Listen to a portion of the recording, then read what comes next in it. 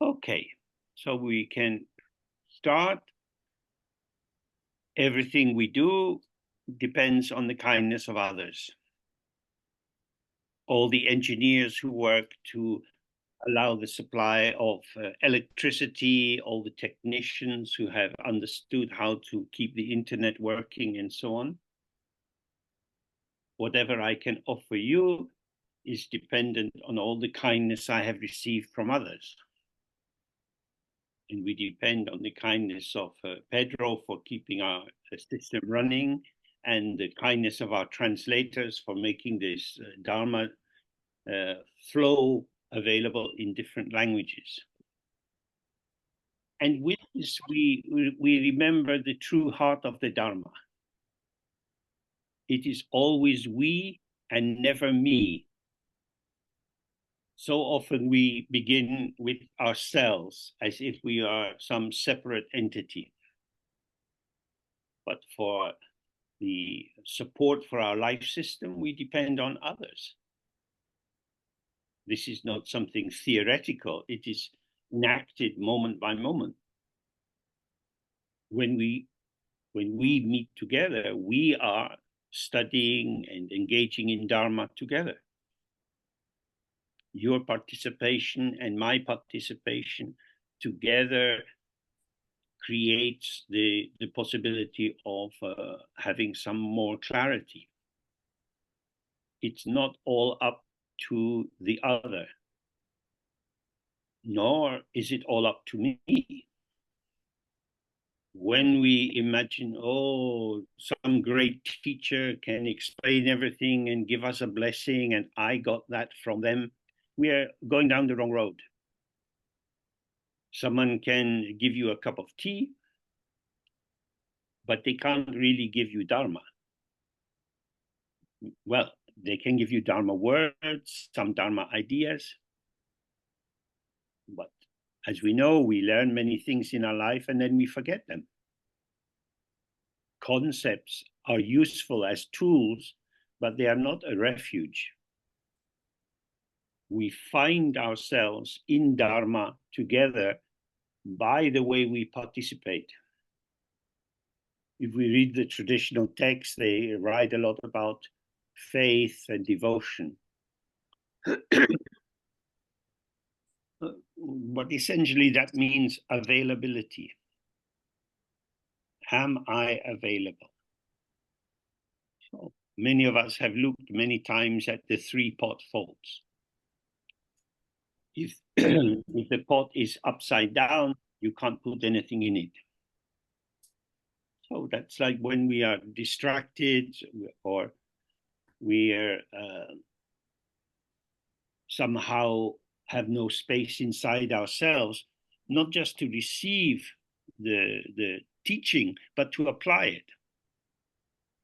And then we have the pot with a hole in it. And so no matter what you put in it, it leaks out again.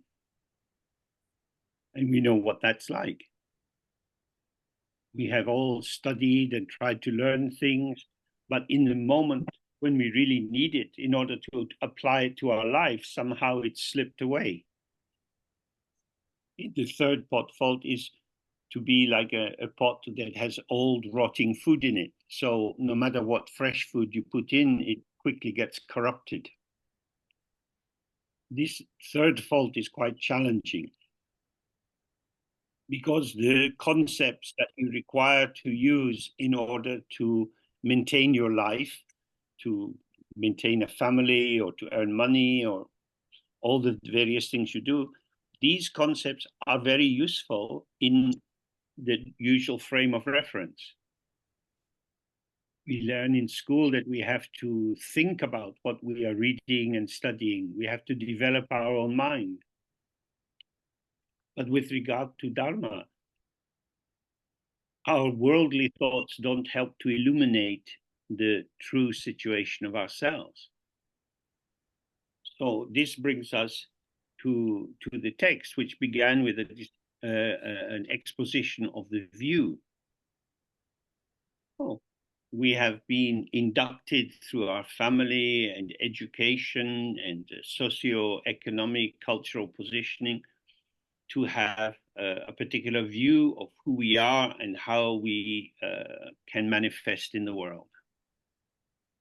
And because we are so habituated to our beliefs and our interpretations of how we take ourselves and others to be, we often don't see that this understanding functions as a mediating factor.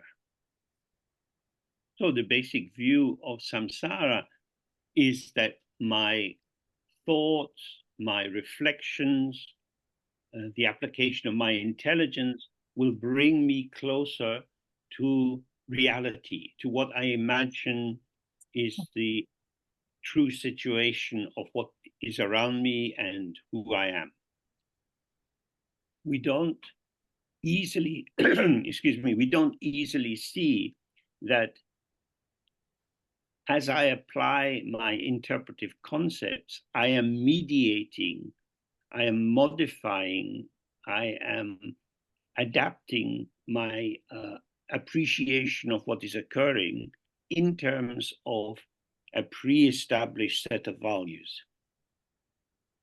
As we have looked many times, all over the world, there are wars and mass violent attacks on ordinary people. Who are my friends? Who are my enemies? We like to believe that our friends are the good guys and our enemies are the bad guys. This means I am the center of the world. I decide this is the enemy, this is the bad person, this is the terrorist. I know the truth and I speak the truth, and they are bad people. And we see this happening in the Middle East today. Who is a terrorist? When the Ayatollah returned to Iran, the slogan was that America was the great Satan. But Americans think they are the great angel. They bring democracy and peace and truth. And they demonstrated that by locking people in Guantanamo Bay for a long time without trial. That is why when we start to study Dharma, we encounter the teaching on relative truth.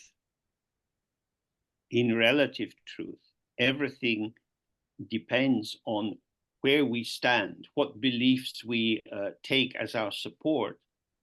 It's always the view from here. Many countries think of America as the great bully. The Chinese government presents itself as liberating the Tibetan people from the darkness of their medieval superstition. These are all opinions. This is the mind.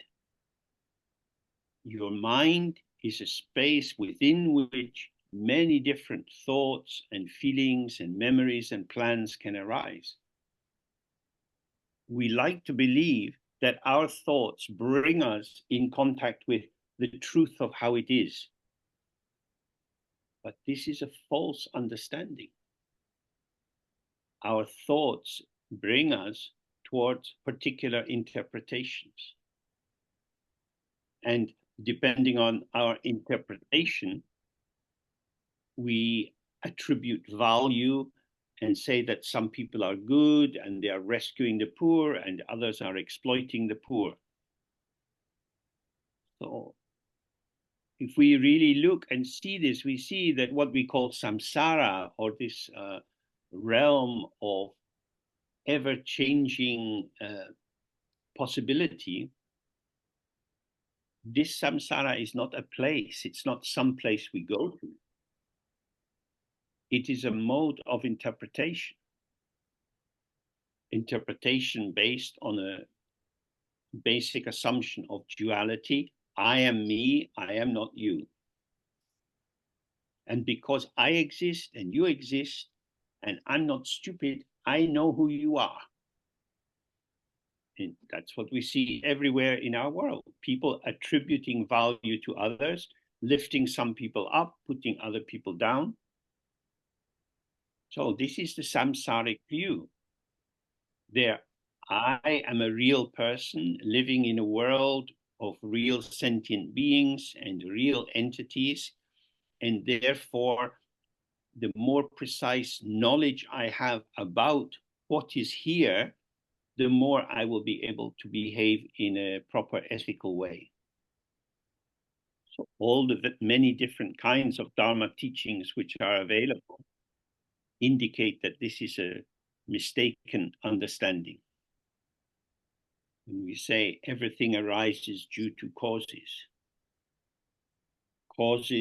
causal factors operate together to create particular patterns of experience. This indicates that what we experience, both as ourselves and as other people, these are interpretations or constructs. All compounded things are impermanent. For example, it's not clear whether the American government will be able to provide more financial support to Ukraine. In American politics, there are many people who would say it's not our problem. From the other point of view, the Ukraine is the first line of defense of democracy in the face of totalitarian invasion. When we talk about politics or society or art, culture, history, we are always talking about the mind. We have a strange kind of equation. So there is a formulation, a shaping of a set of concepts, like Ukrainians are fighting for democracy. Then, with regard to this proposition, I can add belief or non-belief. If I believe that it's true, then we should support these people because they are also acting on our behalf. But if we don't believe that they are somehow on our side or that we are implicated in this conflict, then they are just faraway people speaking a language we don't understand. It's very important to see it. It illuminates all the Dharma teachings which say the most important aspect is your mind. If you take what you might call a realistic position and you say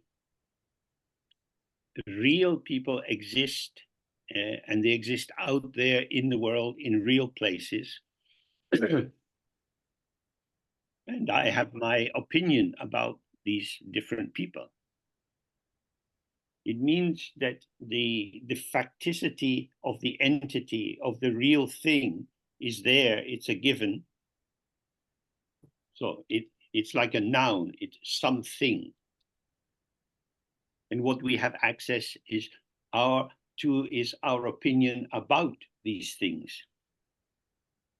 So we are the masters of adverbs and adjectives. And so we have friends and enemies. We like some things, we don't like other things.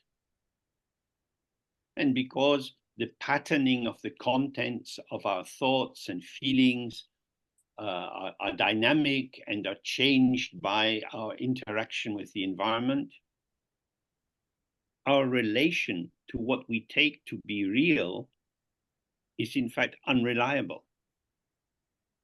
Friends become enemies, enemies become friends.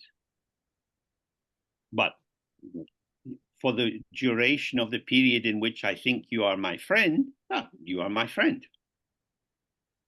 And then, oh, how could you do that? You betrayed me, you let me down. You are not really my friend. You are unreliable. This is shocking. Now, hopefully, if we are friends of the Dharma, we shouldn't be too shocked. All compounded things are impermanent. we do not see the truth or the true status of other people or of ourselves. The patterns of interpretation that we generate about ourselves or others are arising on the basis of many, many factors, most of which we are not conscious of. So when we sit and practice some meditation, we become very conscious of the fact that our thoughts and feelings arise and vanish, arise and vanish. We see that the content of my mind is not something that belongs to me, that I can just decide how I'm going to be, because I'm impacted by the flow of events. And so when we see this, it's helpful if we can generate a little humility. My beliefs tell me about me, but they don't give me an accurate perception of how the world actually is. My beliefs change. We have complex relationships in our family. We can love our children and be very annoyed with them simultaneously. This is a moving field which manifests different factors. Oh, this is the view that we tend to inhabit or employ when we are living within our samsaric identity as a sentient being. But when we come into Dharma, we start to examine how we look. Because what I see depends on how I look. If I look within the framework of duality, that is to say, subject and object are separate and different, then it seems obvious that when I look at you, I see your clear shape. I can walk around you and see you from the front, the back, the sides. Yeah, I can know you. I can know about you, and I know you. From the Buddhist point of view, this is delusion. We are living inside a way of experiencing which is tilted or twisted to confirm the enduring and constant existence of I, me, myself. Well, this is one of the reasons why meditation is quite difficult. Because when we spend time just being with our mind and observing how our experience arises and alters and vanishes, if we really see this, then it will, of course, put into question my assumption that I exist. I'm James. I know who I am. Then we have the painful experience that who and what I take myself to be is simply a description of the mask that I carry with me. The difference between the mask and the face is that the face is responding to what it encounters. The face is, if you like, a co-emergent site, a site of our participation in the shifting patterning of experience. Whereas a mask is something which can maintain a fixed look. So, I am James. And if you meet me, you might say, oh, James, how are you? So there we have two factors.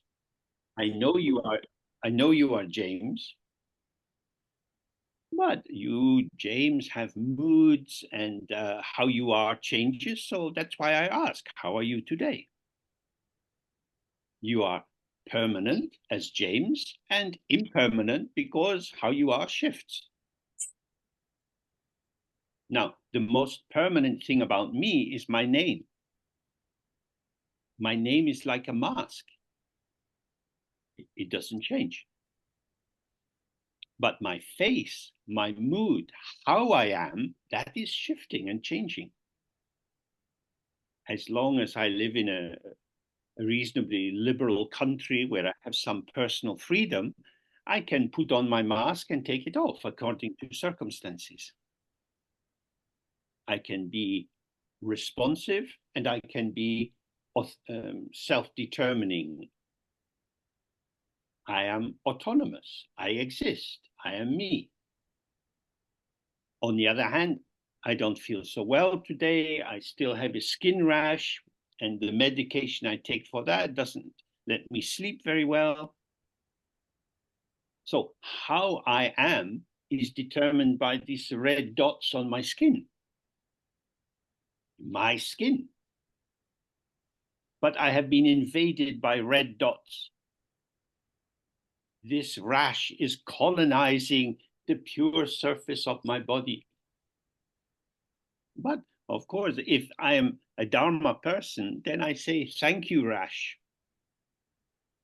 Because the rash is saying, James, you are not autonomous. You are not self-defining. You find out how you are when you wake up. When we go to sleep at night, we don't know how we'll be feeling the next morning. It depends. It depends on the interaction of factors, and we don't know how it will be. So all we can say is, let's see. Let's see is the voice of the middle way. I'm not the master and I'm not the servant. But I find myself as a participant in an ever-changing field of experience, and I can make some movement, some choices, but it's not all up to me and it's not all up to circumstances. So by seeing the fact of my non-autonomy, that as a as a shifting pattern of phenomena, as a showing of different shapes, postures, tones of voice, and so on, it becomes obvious I am not a thing. I am a site of participation. So if we see this, this is the beginning of Dharma. When we talk about the ego in Buddhism, it means the belief or the delusion that I exist apart from the world. I am myself. You say, oh, this is not true. I believe it, but I know it's not true. And I am willing to live a lie in order to comfort my fragile ego sensibility. That is to say, I prefer my beliefs to the actuality of what is occurring. I prefer my mask to my face. My face gives you access to me. But if I have on my mask, you don't have access to me. You have access to my construct, to my image. So if we want to get close to how we are, it's very important to recognize the assumptions that we continue to hold about ourselves. Some of these come from family, from school, from where we were born. And the statements we make from these assumptions can feel honest and reliable and true, but are they? Oh, if I say I am a man, I'm using a linguistic sign, man. And in a naive way, I can insist, listen, I am a man. That's it. End of story. I am a man. But of course, there are many interpretations of the meaning of man. If I say I am a man, I am claiming the protection of the shell, the carapace of a acceptable social signifier. Oh, certainly in Britain, there's a lot of controversy around the issue of transsexual identity. I am a man. Men are men. That's obvious. So how can this man be saying, I am a woman? This is a fundamental attack on the categories of interpretation.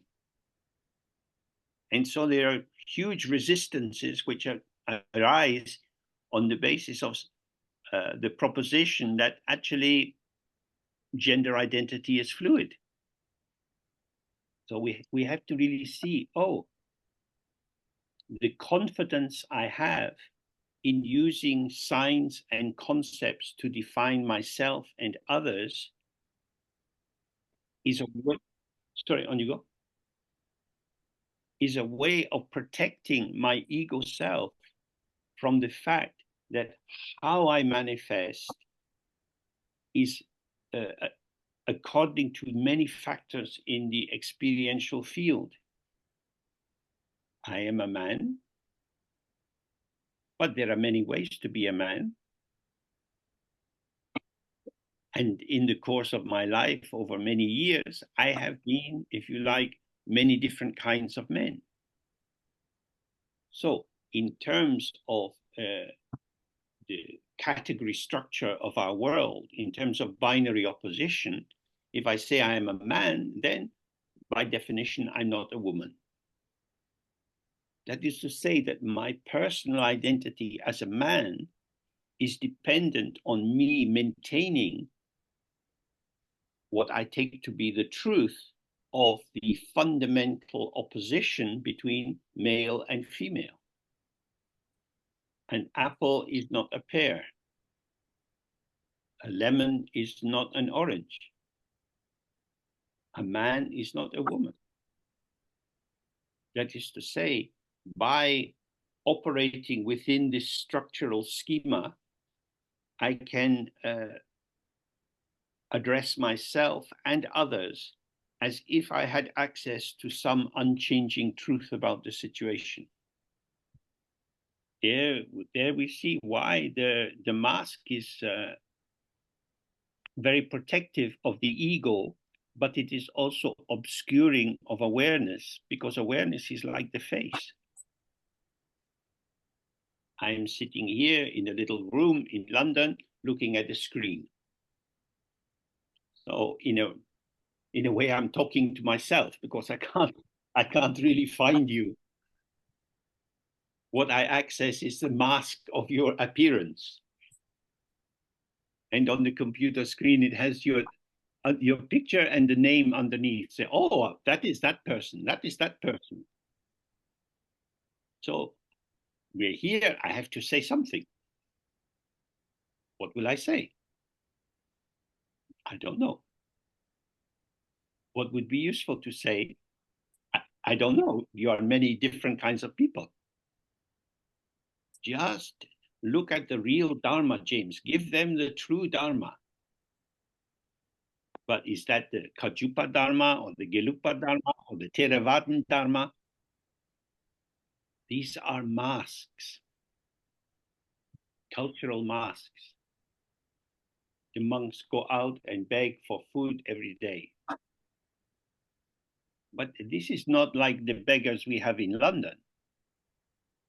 Here they sit on the pavement, very often with some exposed wounds, some sores on their bodies, and they hold their hand out and people give some money or not.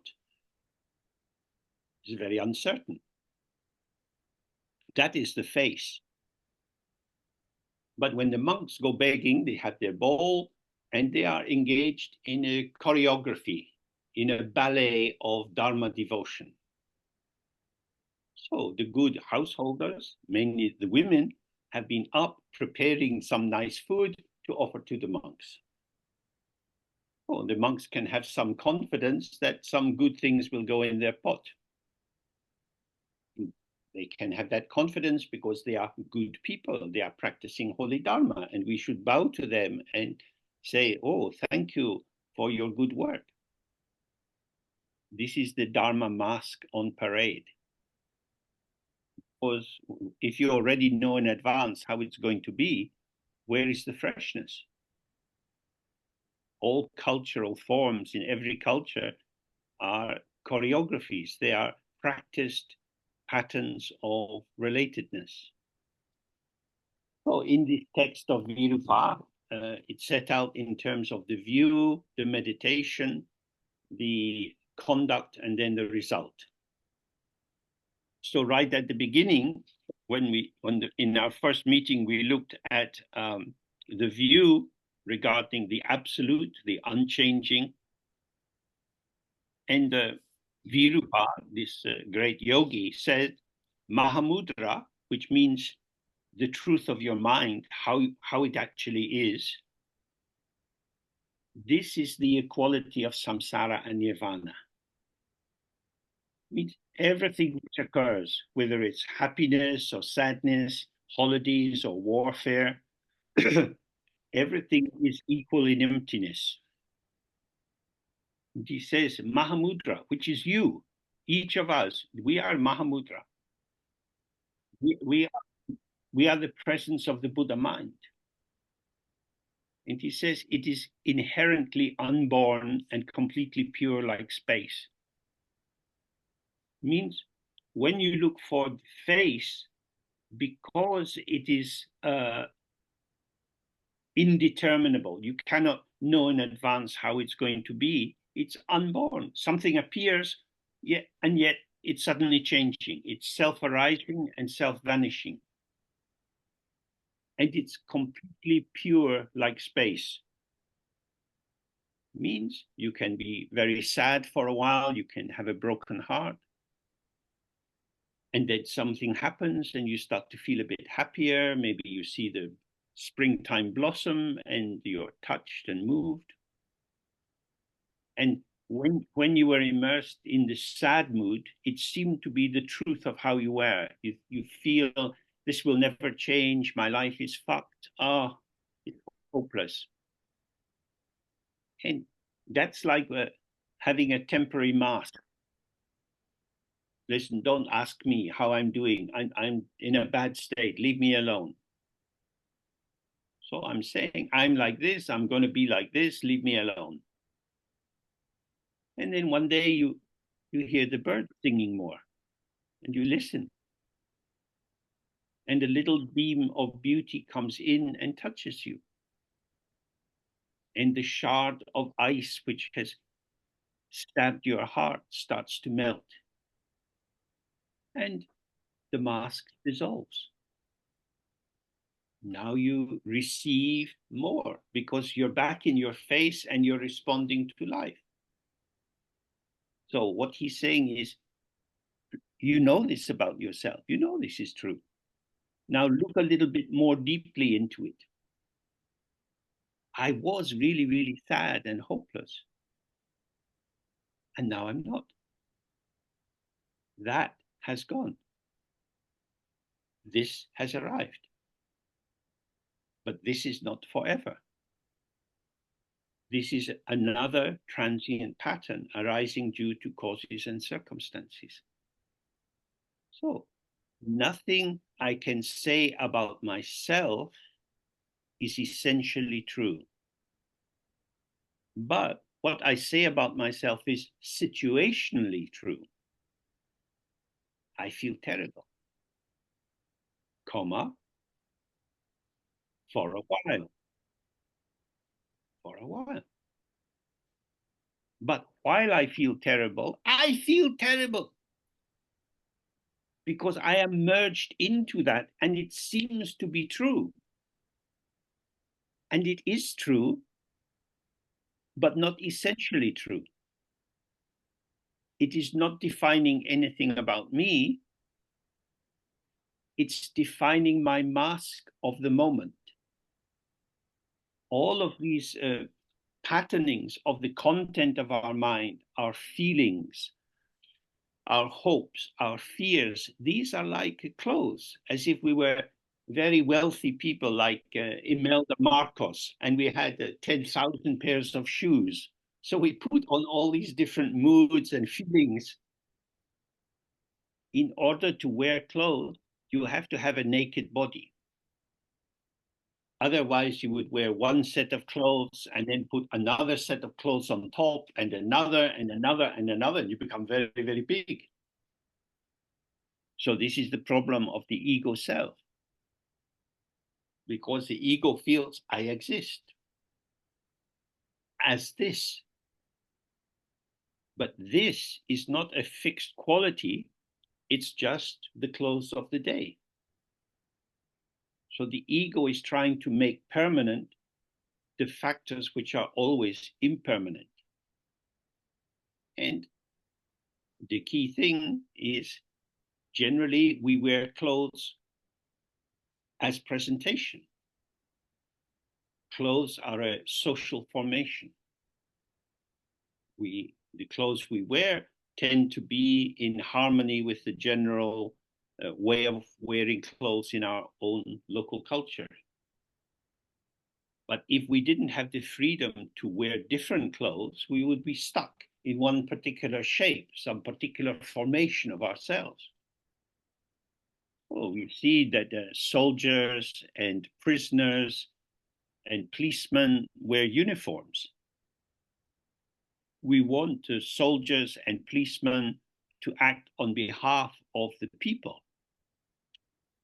If a soldier is fighting and his best friend is shot beside him, and the soldier gets very angry and then shoots some village people, we say this is a war crime. People in uniforms are entitled to shoot other people in different uniforms, but they shouldn't shoot people who are not in uniform. That is to say, it's a choreography. You can also have, as I was indicating earlier, the choreography of Dharma positioning, wearing robes, shaving your head, and so on.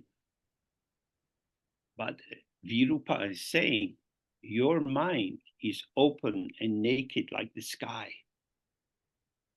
It's not clothing. It's not rainbows or clouds. It's not whatever transient patterning is arising for the moment. That is why we study the view, because we are again and again having to relax and release ourselves out of this desire to come to a fixed position, a fixed definition about ourselves and about other people. So the question is always, can I see? And can I begin with seeing? Not with believing or knowing, because beliefs and knowledge are established in the past. They are pre-formulated. And so if I adopt the clothing of that belief, all Hamas are terrorists, therefore I know what they are, and therefore I know how to behave towards them. Now, we see this on the media every day. Across the centuries, human beings say the opposite group are dogs, are cockroaches, are snakes. So what Dharma brings to this is to say, as long as your appreciation of the other person is mediated through concepts, your ethics is going to be very unreliable. My friends are good people. So the American government has the policy that its own soldiers should never be held accountable in any court outside of America. Powerful countries always claim an exceptionalism. The rules of the world don't apply to us, only to others. This is the discourse of conceptual identification. But if you see someone's face, you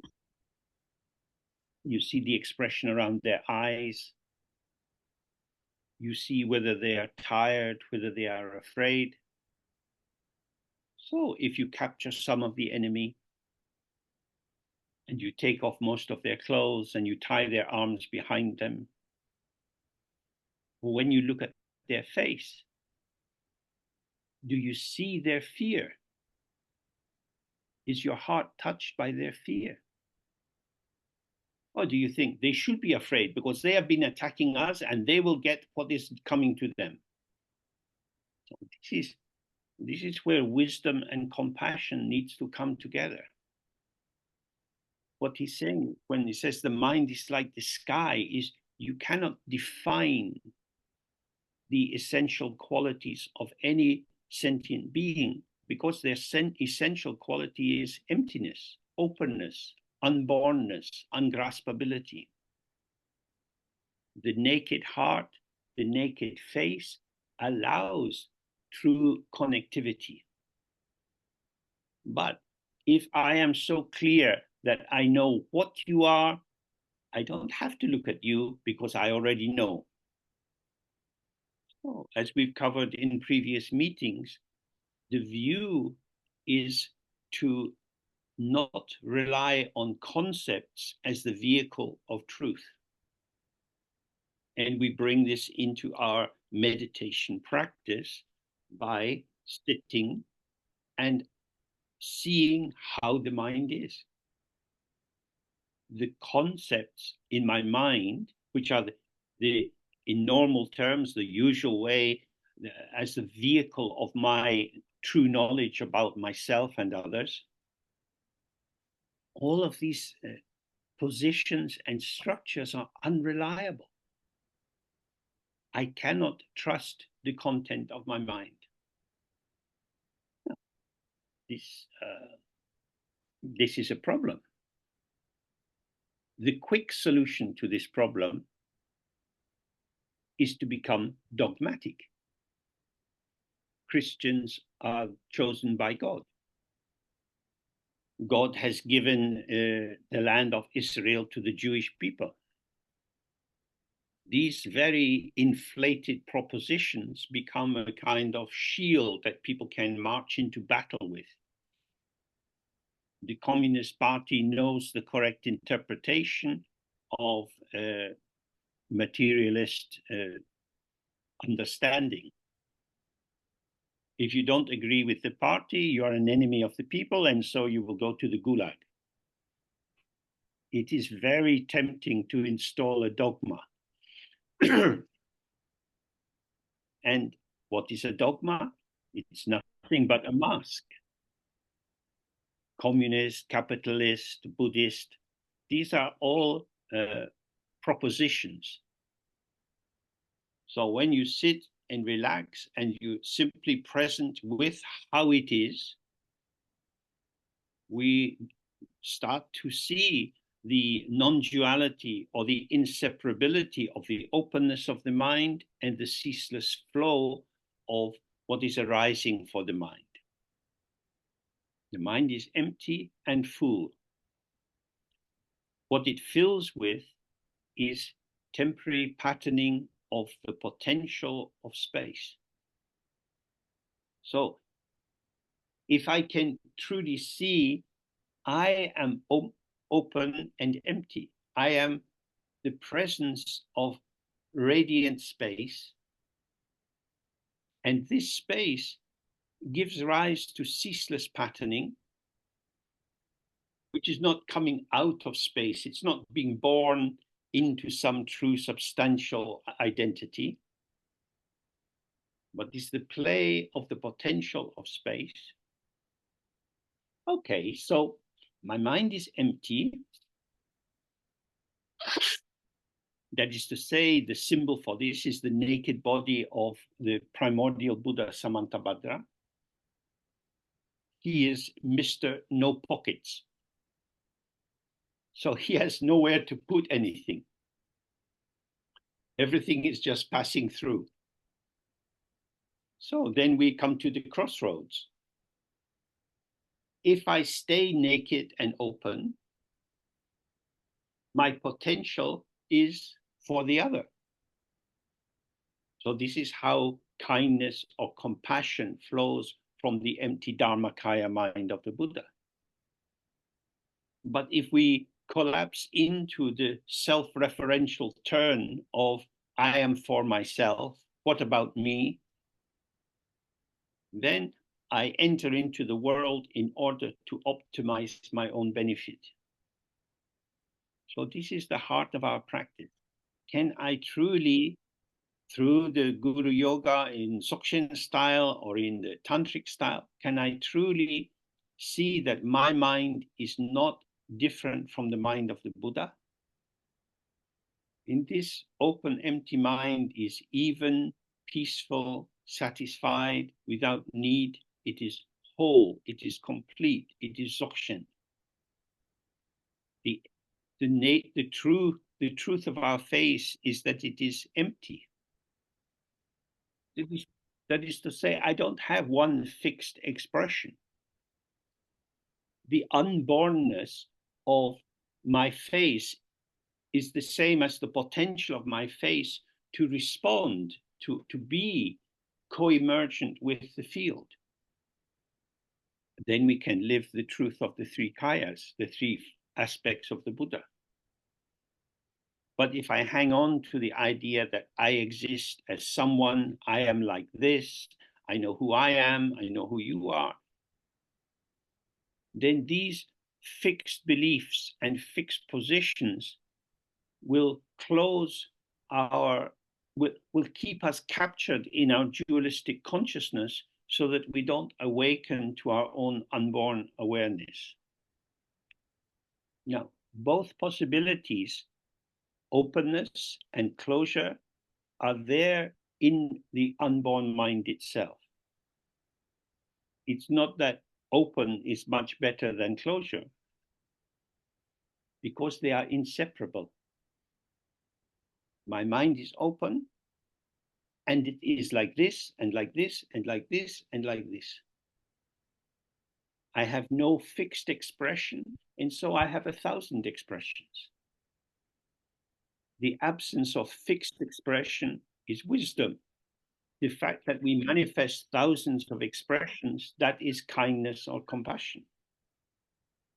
Okay, so we take a half-hour break now. Good, see you soon.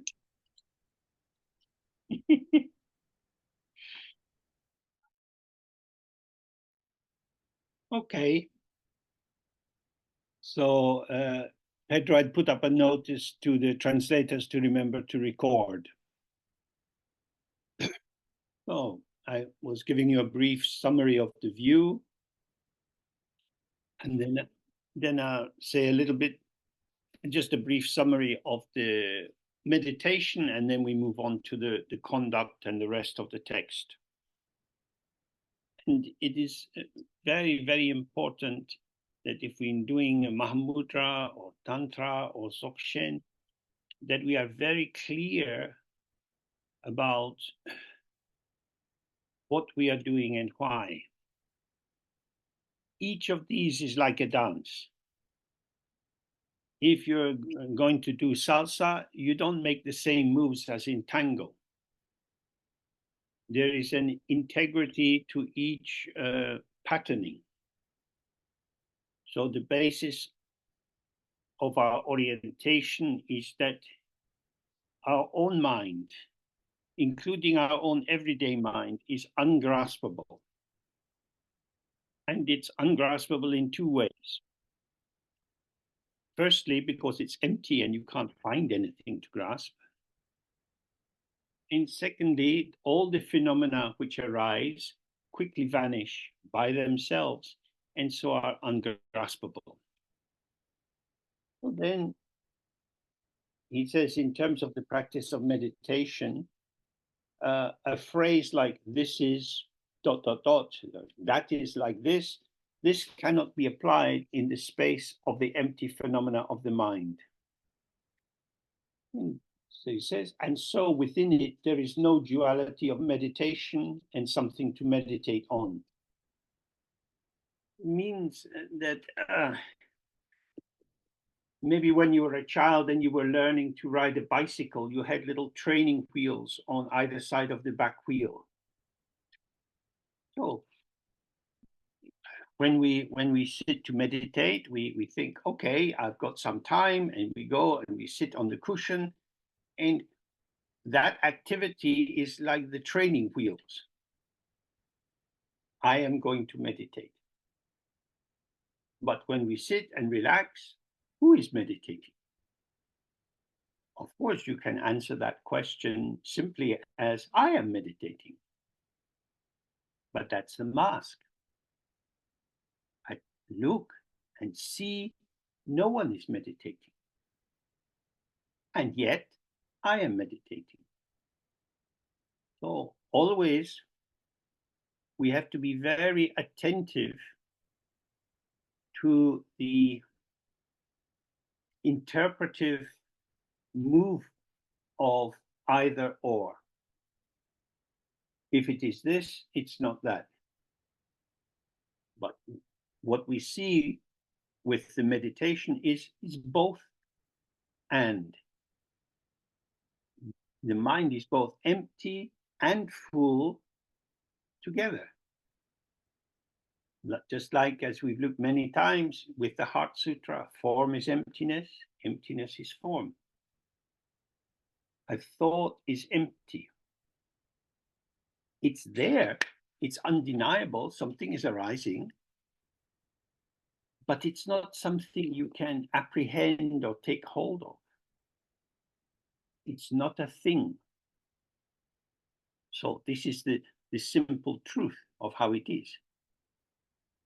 But when we don't open to our mind as being like the sky, then our experience is mediated through the dualistic interpretive structure that I am meditating.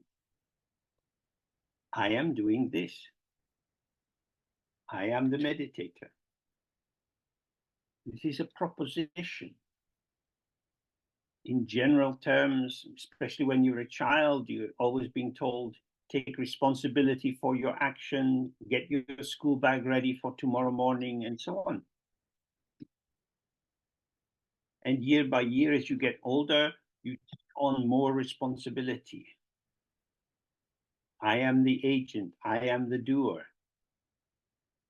And there are consequences. If you're in a hurry and you park your car in the wrong place, then you get a fine. But that is, these events occur within the framework of duality, self and other, me and you, two different spheres. He's saying, when you sit to meditate, any proposition which arises, such as this is a bad day for meditation, or this is a great thing, I love to do this. You are not talking about something, you are inventing the illusion or delusion of there being something. This is very radical. Nothing exists, which means nothing exists prior to my experience. My attention, my presence, my being here-ness is the midwife of the birth of the experience. And if I see that I am here as no one, I am a patterning of gestures in space, gestures of space, then none of these gestures establishes anything. So avoid identification with assumptions and conclusions. Don't interrupt the flow. You don't have to know what is going on if you are present. There are many things which we do, but we don't really know how we do them. When I was a child, we used to get cold winters in Scotland. And when I was about 8 or 9, I inherited my brother's ice skates, and I used to skate on the local pond. And at first, I didn't know how to skate, so I kept falling over. But gradually, I knew how to skate, and it was easier. Okay, so I don't know how to skate. I'm wobbling on my feet, and oh, people are going past me very fast, and oh, then I fall down. I was thinking about how do I skate? How do they do it? I would look at what other people were doing and try to copy them. And then I wouldn't be present in myself and I would fall down. After some time, I would know how to skate. That's how we would say it in English. I know how to skate. But if you ask me, James, how do you skate? I would say, I don't know. I just put on the boots and go on the ice and then I'm skating. So this is very interesting. I was able to skate by not knowing how I skated. I had become forgetful of the need for technique, which I had at the beginning. So I'd gone from not knowing how to skate to consciously trying to skate to just skating. So this is like meditation. At first, we don't know what to do. We sit down and then we have all kinds of thoughts and then we try to remember the instructions and so on.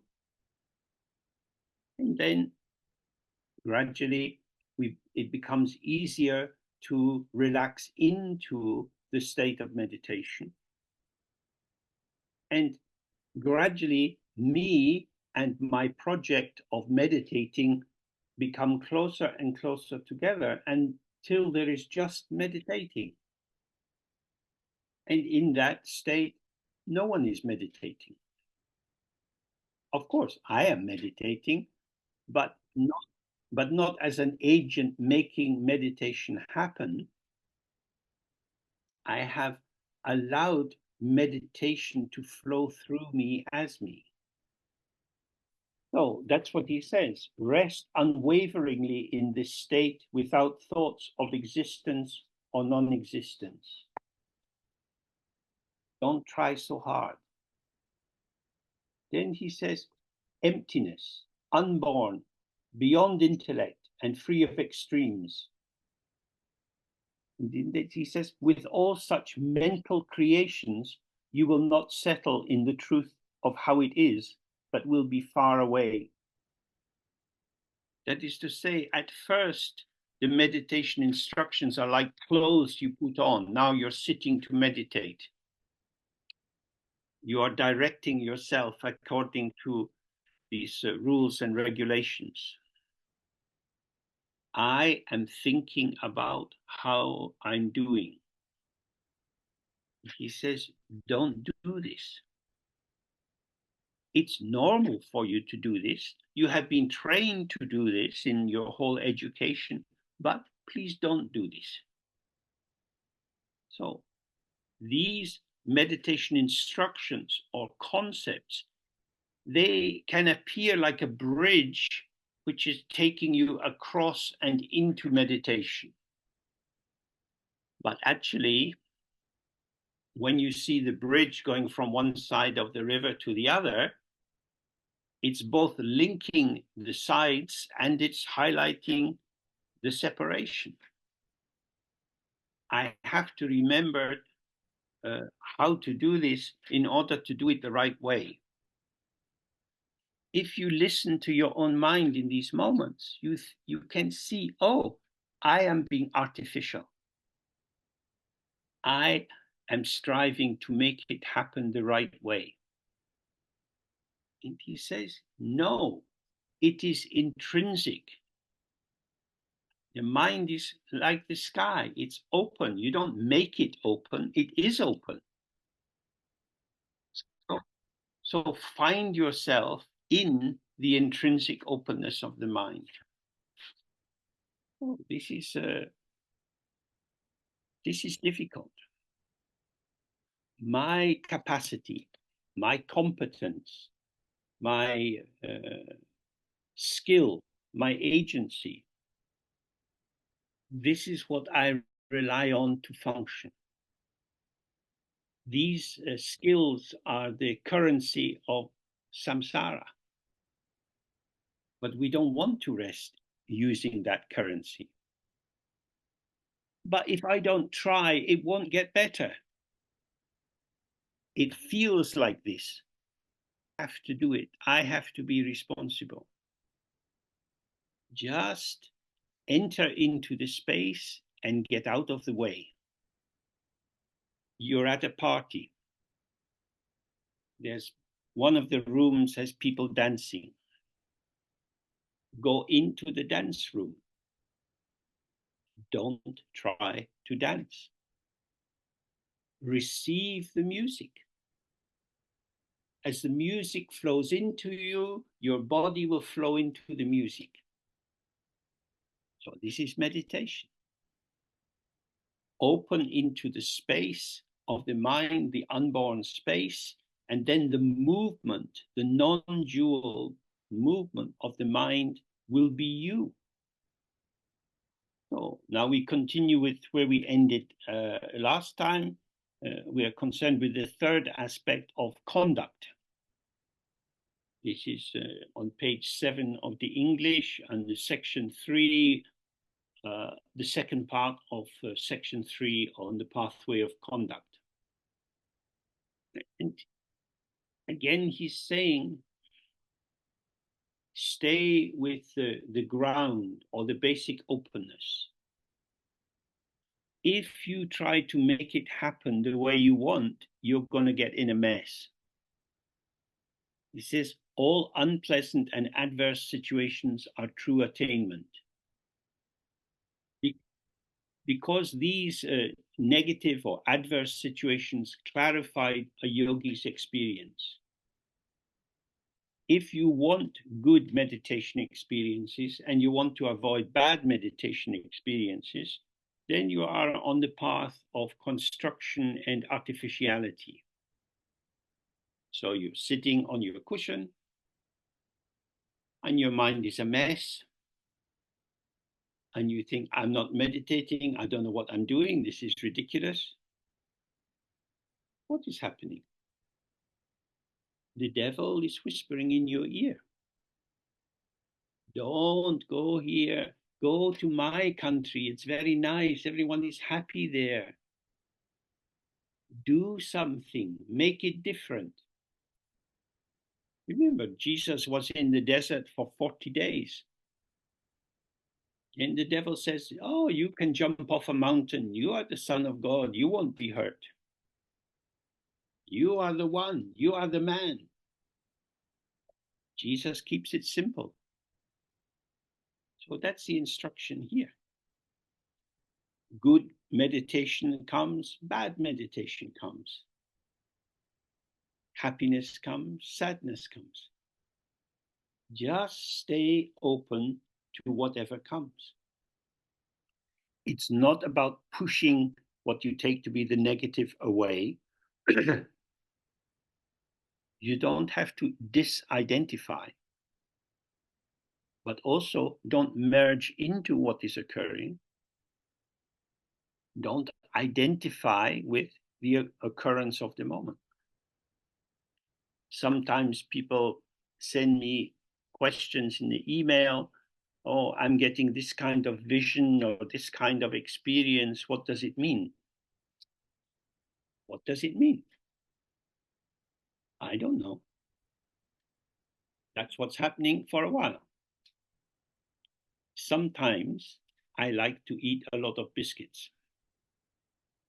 Oh, James, you have an eating disorder.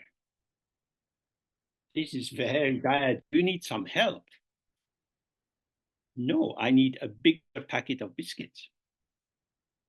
Because maybe 2 biscuits would be enough. But 5, that's also very nice.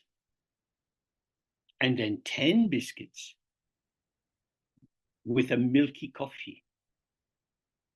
And then that's enough. Sometimes we need a lot. Then it's gone. If you're always trying to impose a rule or a regulation, then you are managing your experience rather than experiencing the self-liberation of all that occurs. So relax out of the very burdensome role of the one who is carrying the burden of your own existence. You feel stupid, you feel dull, you don't know what you're doing. So you just sit, dull and heavy. This is like a game of poker. Who is going to make the first move? The other person looks very calm. Your mind becomes very active, thinking, oh my God, maybe they've got a very high card. I've been checking and there are 2 kings which haven't appeared yet. Uh-oh. Poker is about winning and losing. We want to step out of that game. I can lose, I can win. They are the same in that they are both empty. So winning is like a gentle caress. And losing can feel like a slap. They are there and then gone. Nothing is established. Don't reify your experience. Don't solidify it. Don't enter into judgment. So he says, do not reject negative experiences, but knowing thusness, protect them within that. Whatever occurs is ungraspable. James, coffee, biscuits. I grasp the biscuit. I dip it in the coffee. With greatly practiced skill, I get it from the cup into my mouth without it falling on the table. The flavor spreads in my mouth and it's gone. That is why 1 biscuit is never enough. I am being forced by the fact of impermanence to eat more biscuits. Life is ungraspable. We never arrive anywhere. It's always moving, changing, interacting. We expand, we contract, we shine, we become dull. Stay precisely on the point of the arising of experience. All experience is here and now. It is not anywhere else. So, in terms of conduct, when you are with other people, try not to think about them. See them. And the way we see people is we let their presence come in through our eyes and in through our ears and through the feeling tone of our body. We receive the other and then we can respond. That is unmediated conduct. Because I'm not trying to work out what the other person needs or how I should speak to them. I'm just being with them as they emerge. And by being present with their emergence, I emerge. So if you were playing badminton, the other person hits the little shuttlecock and it moves in the space between you.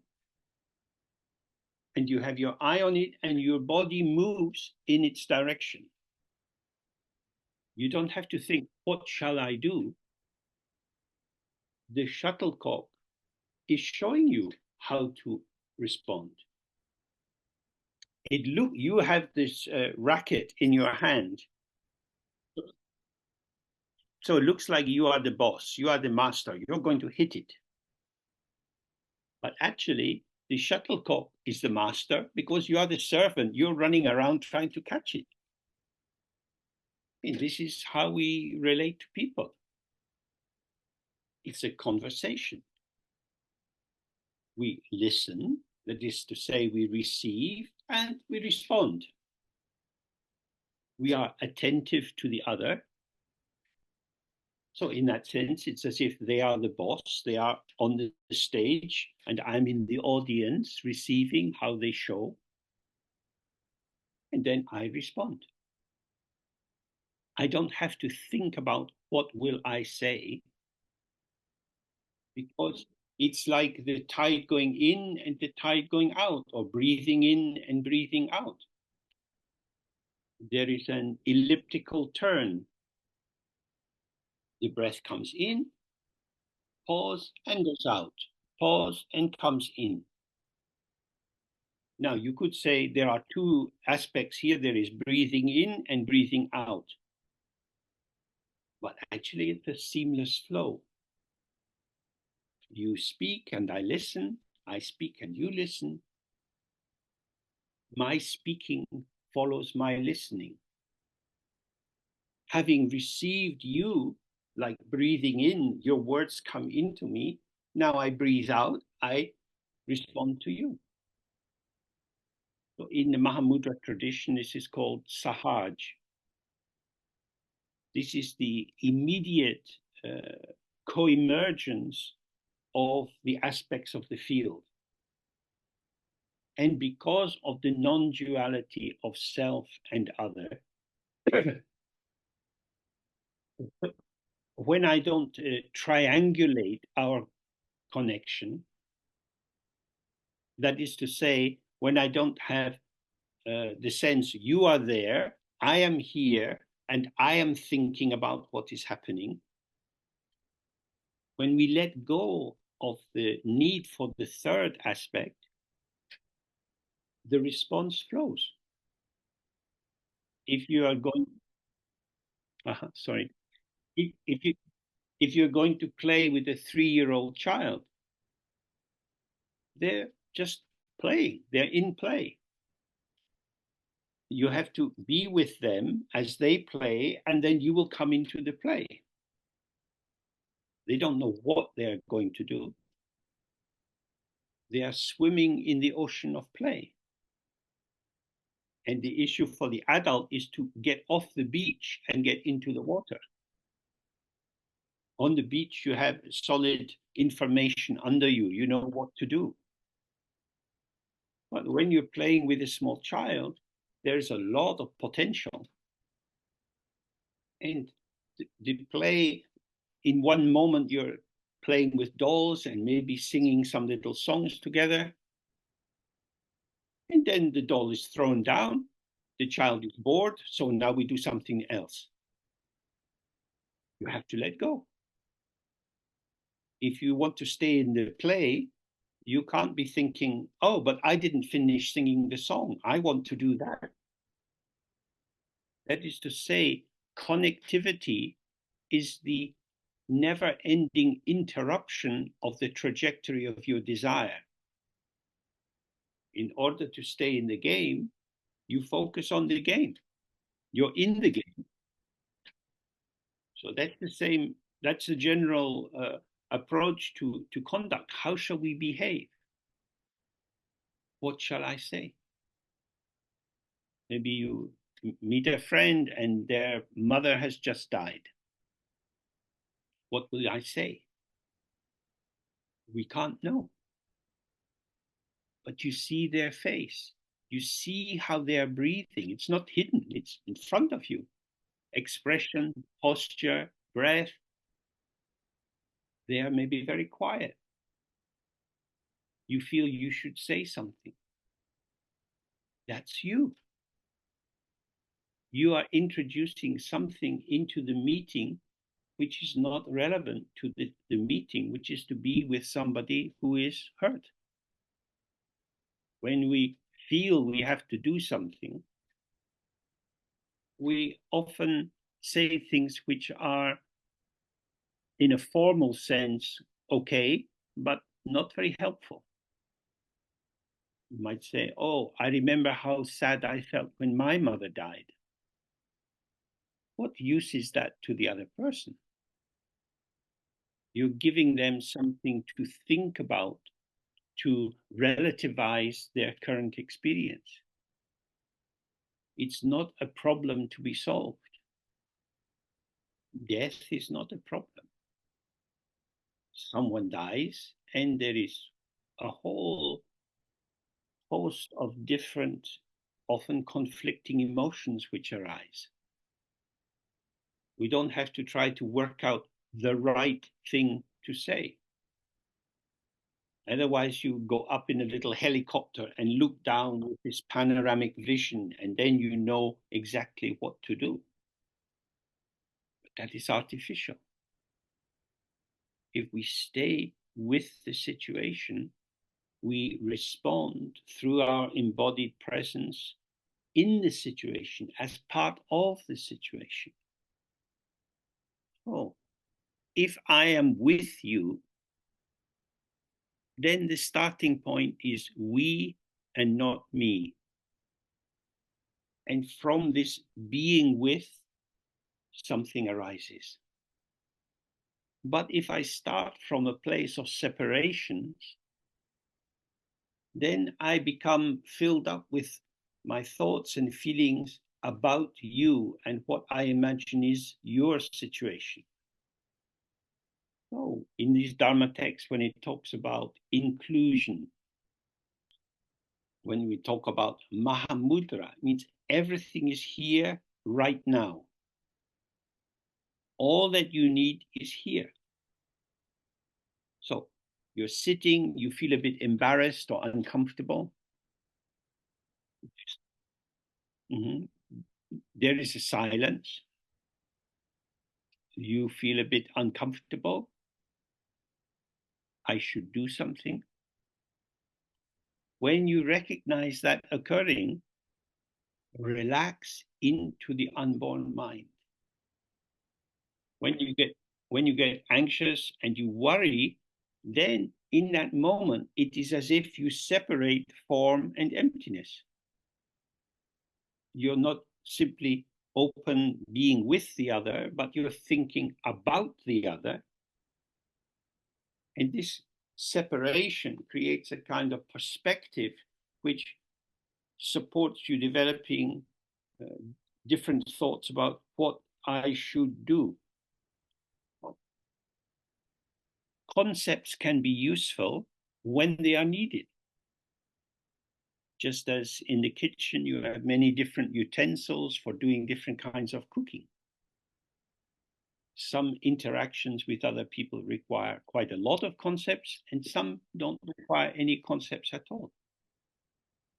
So if you were in bed with someone and you say, what would you like me to do? You have already created a situation in which there is separation and alienation. I am going to give you an orgasm. Here, have one. And in terms of the stimulus of the body, that might be quite rewarding. But that technical approach often brings a kind of emotional loneliness. But if we can relax and be in it together, we find a way. Because if you touch someone, you will notice that their breathing is likely to change, or their skin tension, or their eyes are more open to you, or they're going into themselves. So what he's saying is everything is possible. Everything could be useful, but you can't know in advance. The approach to life is not theoretical or technical. It is with the other. It is participative. So then in the second, we return precisely to the text now. He says, secondly, presenting where one can go wrong in conduct. So he says, due to desire and longing, one responds to everything by either blocking or employing. Oh, yeah. So in this situation, with desire and longing, I am returned to my separated self. I want, I need. And so he says, if you do this, then you will respond to whatever is occurring by either blocking or employing, by either pushing away or adopting. Because your starting point is I, me, myself. What I like, what I need. From this position, everything is like a buffet. What will I choose? I will choose what I like. I'm trapped in a self-referential circle. I go round and round in a feedback loop with myself. Is this making me happy? Is this making me sad? So he says, one strays with erroneous conduct that is not compatible with one's own nature. One's own nature is to be like the sky. I'm relaxed and open. All this potential is available. And this precise situation calls forth this response. This is the three kayas. Empty, full of luminous, illusory potential, and coming into precise formation with the other. But if you want people to like you, if you want people to think you are normal, then you adapt to their formation, their formulation. But the subtext is not about meeting them, but about getting them to like me. I will do what you want, or I will do what I think you want me to do for you. Then I'm in bad faith with myself. Because in order to please the other, I have forgotten myself. But being with means universal satisfaction. If we say, may all sentient beings be happy, this includes me. I'm already on the inside. So it's not poor lonely me on the outside knocking on the door. What about me? Let me in. We start with the openness of the mind, which is infinite, without any limit. I am on the inside, and so are you. We are in it together. And then we, through our interaction, create patterns which are there and then vanish. So he's saying, don't be artificial. So the third aspect of conduct, he says, is not separating from Mahamudra commitments. Mahamudra commitments means simply don't abandon yourself. Don't construct on the basis of interpretations and concepts patterns for yourself or for others. So the basic Mahamudra commitment is to be here now. You're here. You're here with the sofa you sit on, the weather that's around, your dog, your cat, your friends. How will I be with them? When you find yourself in that kind of anxious not knowing, I wish I could find something to say to John, but every time I meet him, it's so difficult. Whenever you find this kind of configuration arising for you, you have to just see, oh, I am getting lost in mental construction. I'm trying to work out what to do. Relax in the out breath. Be present in the situation, with the situation, as part of the situation. And then let's see. Maybe you have nothing to say. I have nothing to say. This could be quite neutral. But I should say something. Now I feel guilty and bad.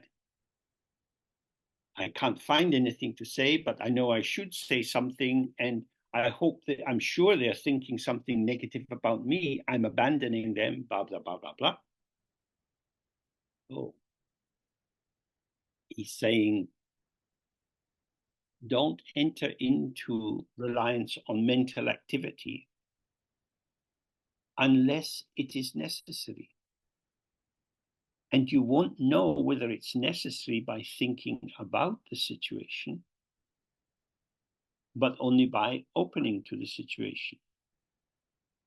So he says, even if a person has great confidence that in relative terms they are a Buddha, they should not discard the great accumulation of merit. No. How do we accumulate merit? We do something for the other. You could build stupas, you could say prayers, you could dedicate your merit to everyone. In the in the categorization of the Buddhist Dharma, they have a group of Buddhas called Pratika Buddha. They are Buddhas who are enlightened for themselves and have attained a state of peace and satisfaction, but they don't have much connective energy going out to the other. It means don't isolate yourself. The central point of the Mahayana teaching is you never arrive somewhere where the work is finished. It is to say, open the mind, include all sentient beings, respond to all sentient beings. So whatever we do is for the other. We have to remember, according to the teachings about the development of ignorance, the first stage of ignorance is the sense of being an isolated, autonomous entity. I, me, myself. So he says you should strive with as much power as you have to make a great accumulation of merit. It means never forget sentient beings. While we are sitting doing our practice, some people are being tortured to death. Being tortured to death is also a mode of emptiness.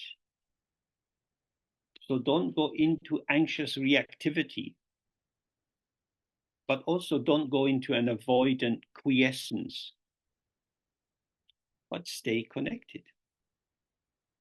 He says, even if samsaric beings have minds free of fear and worry, they should shun even the slightest act of unvirtue. Shun means to reject, to push away. Unvirtue is always connected with selfishness. The Dharmakaya, the mind of the Buddha, the emptiness of the mind, this is for yourself. This is yours. But manifestation, the luminosity of the Sambhogakaya or the responsive interactivity of the Nirmanakaya, this is for the other. Means don't make an opposition between stillness and movement.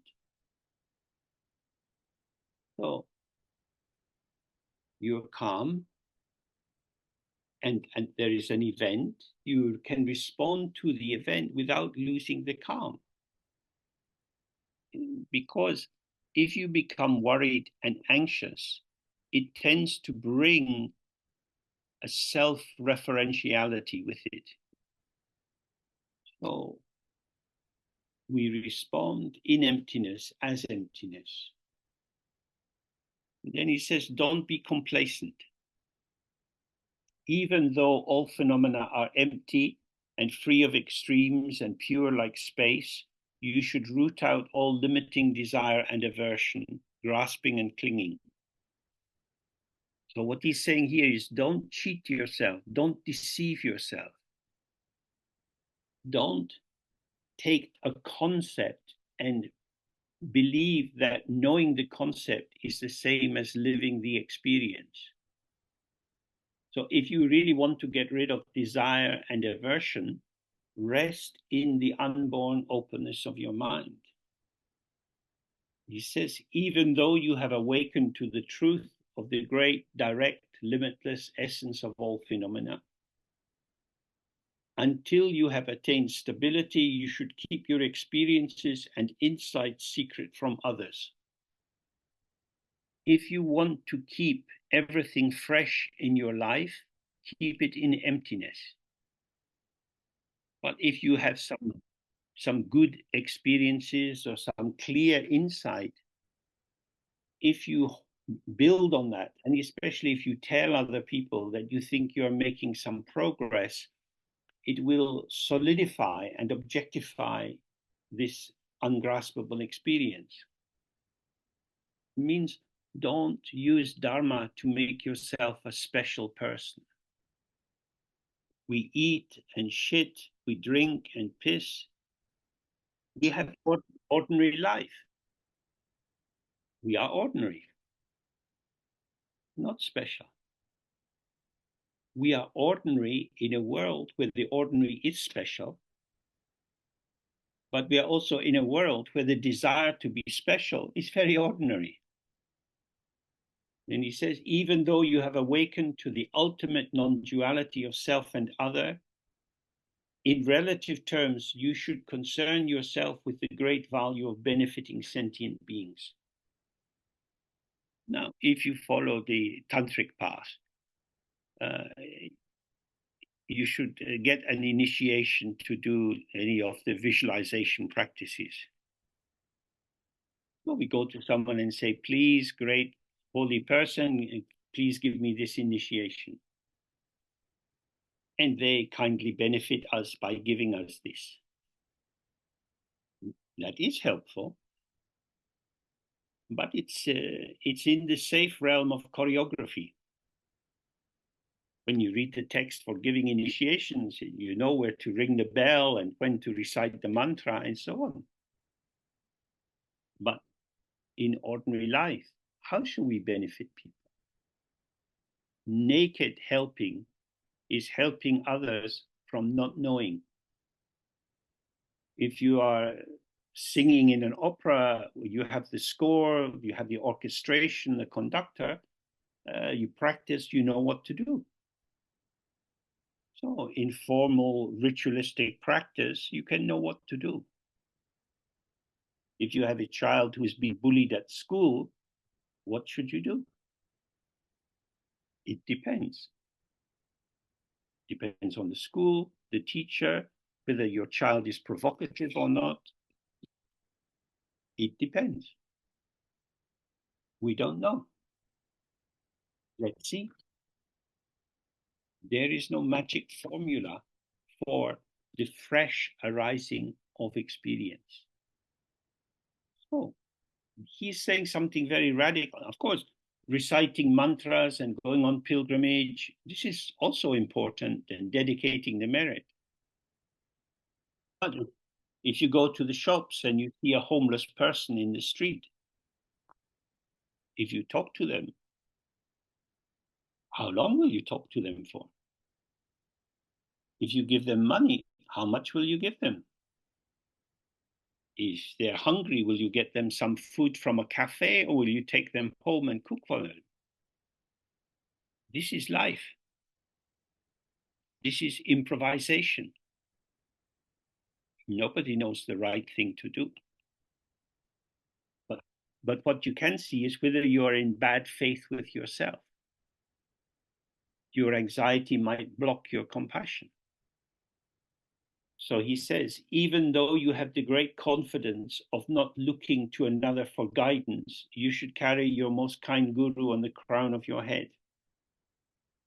That is to say, we always rely on others.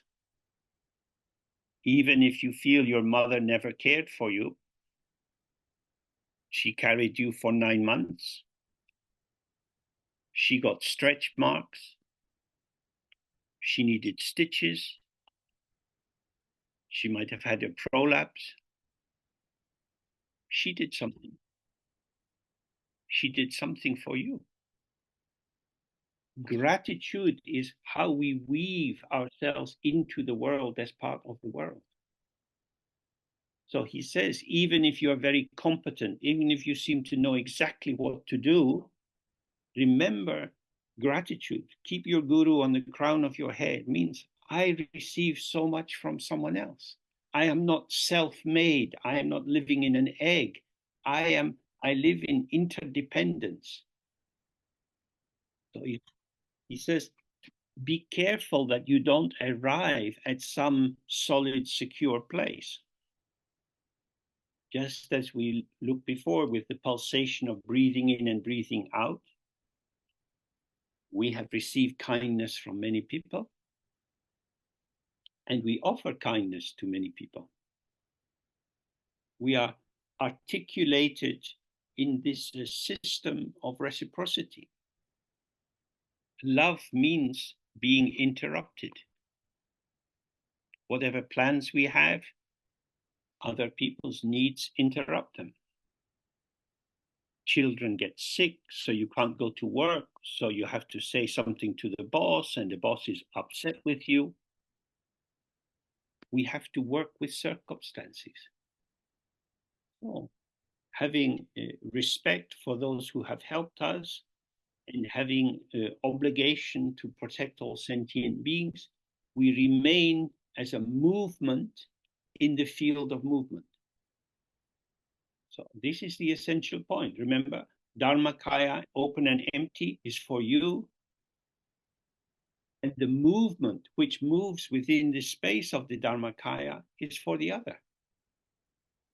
So especially if we are beginners, being interrupted by others is very important because they let us see the self-referentiality of the trajectory of our desire. I am a utility. I am something to be useful for the other. And the wisdom of awakening to my own ungrounded ground, my groundless ground, is the basis for the ceaseless flow of kindness towards others. Okay, so if we take a break now for 50 minutes and we're back at 2 o'clock on the English time. Have a good break. Bye. So, now we go on to look at the result. Oh, we have to wait, I think, or something. Everything there? No, everything's okay. We go on to look at the result. And this is presented in two parts. First, the relative or situational result, and then the absolute result. The topic of the result is always some kind of dialectic between attainment and non-attainment.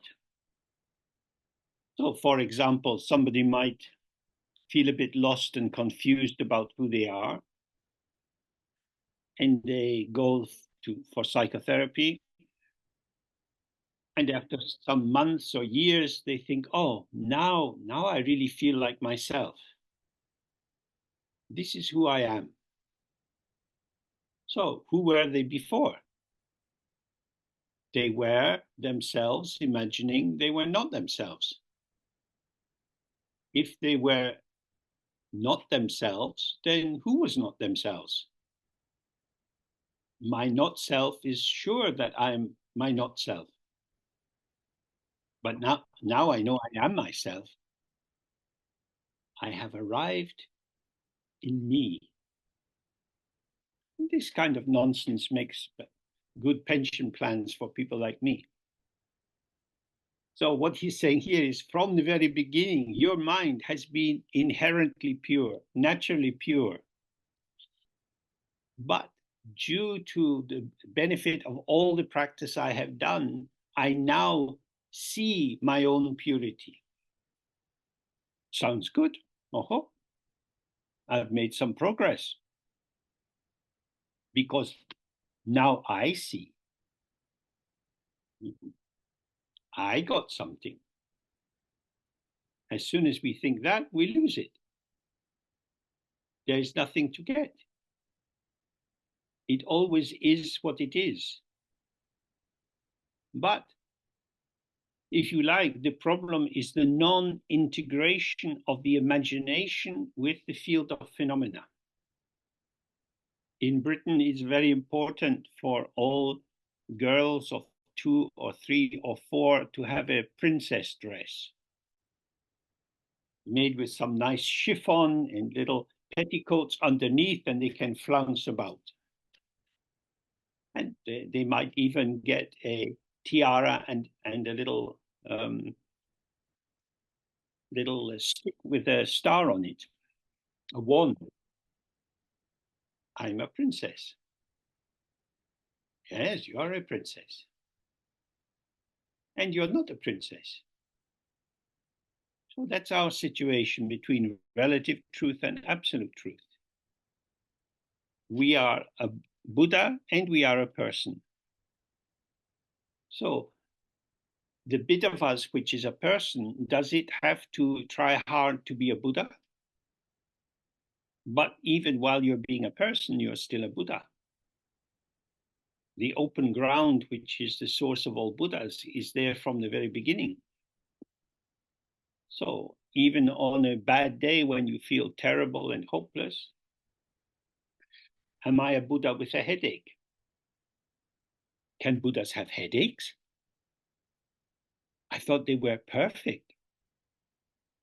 But the Buddha gets a perfect headache. You get perfect problems. Buddhas have perfect unhappy marriages. And when you see them, husband and wife, they're always having sex. Nowhere to hide. So when Padmasambhava's pissed off with Yeshitsogya, he's still got to be kissing and cuddling and doing jigga-jig. So the key point here is, as long as you set up a polarity of good and bad, perfect and imperfect, it becomes impossible to see the result. The ground is open and empty. Everything which arises from the ground is open and empty. Cows don't give birth to chickens. Out of emptiness comes emptiness.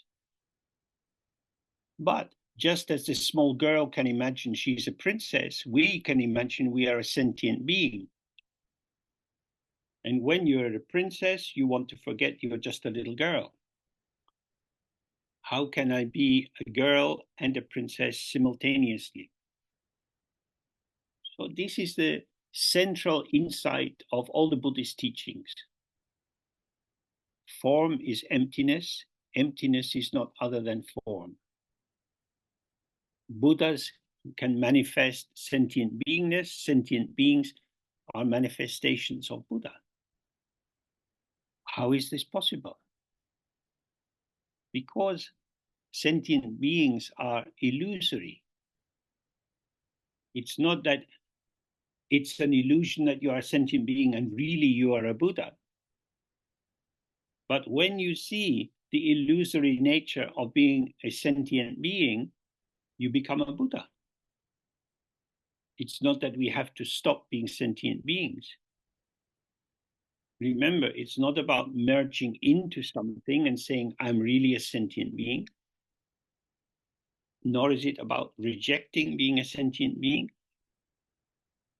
But this form that we have today, whether healthy or sick, whether happy or sad, this is a manifestation of the potential which is ceaselessly there, inseparable from the open, empty ground. So he says, in terms of the situational result, being free of both an object to be seen and one who sees, differentiation is liberated where it is. So we have to be very careful with this kind of sentence.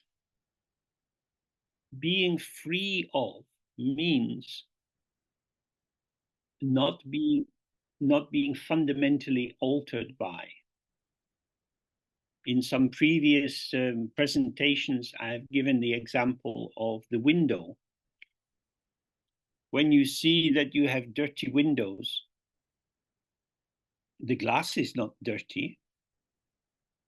The glass has dirt on it, so it looks dirty, but the dirt can't go into the glass.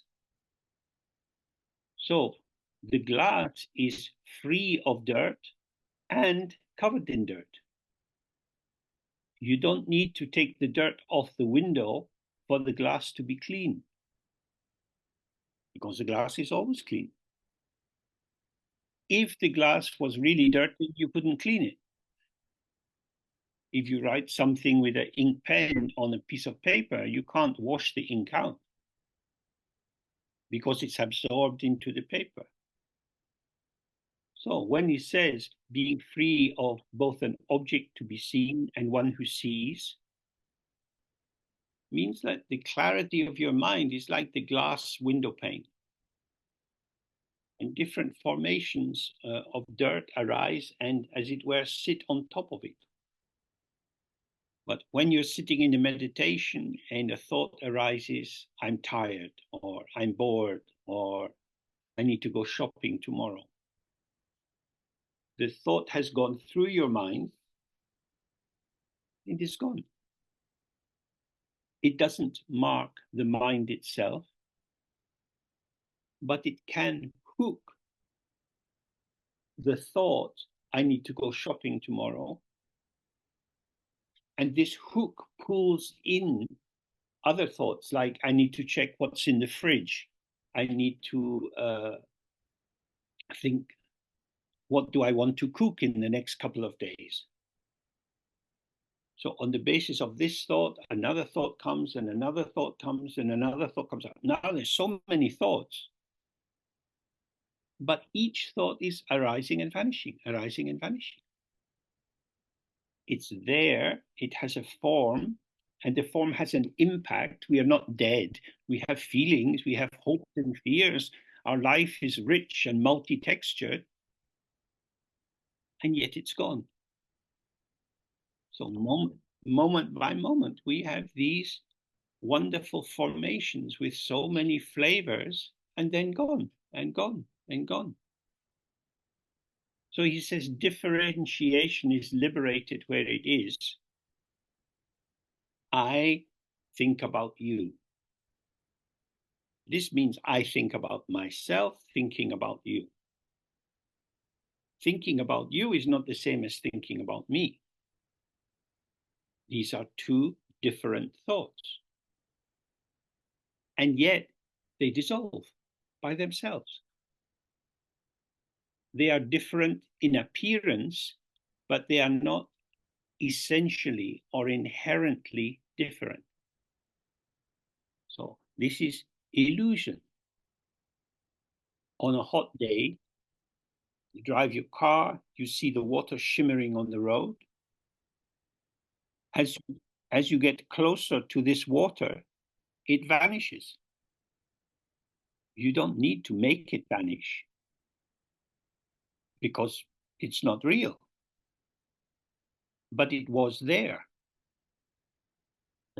That is an illusion, something which is there, but with no true essence or existence, like a rain. So you might say, this cloud is more beautiful than that cloud. and you are differentiating the clouds, you are attributing different values to different clouds. And yet, what's the difference between the clouds? It's just tiny droplets of water floating in the air.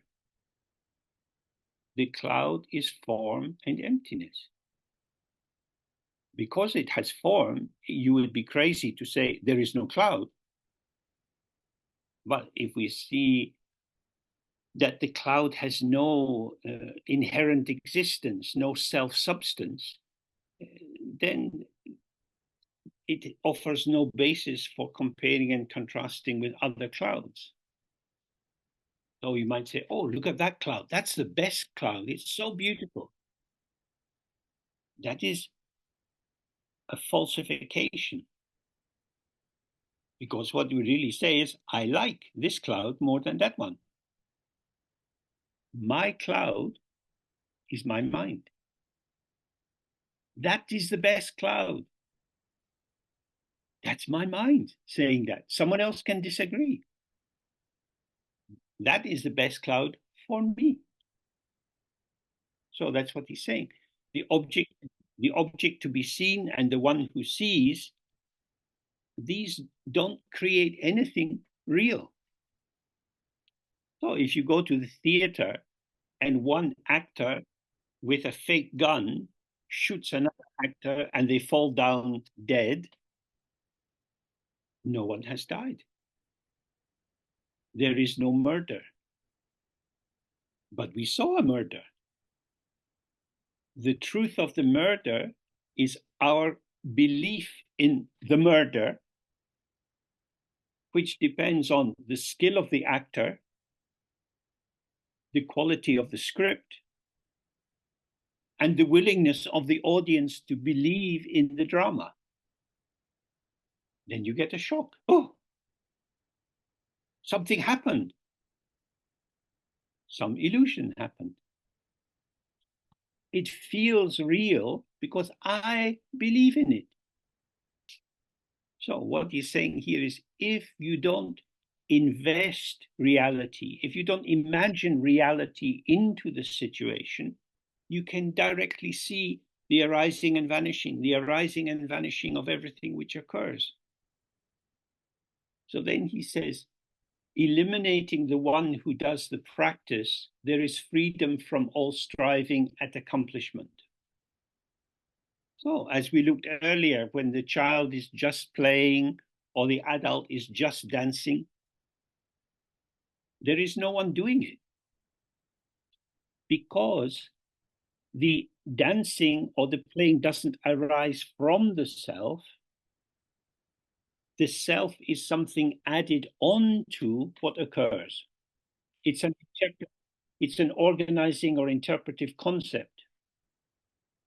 So if you're feeling very relaxed and you're dancing, and then you have a pause and someone comes up and says, wow, you're a really good dancer.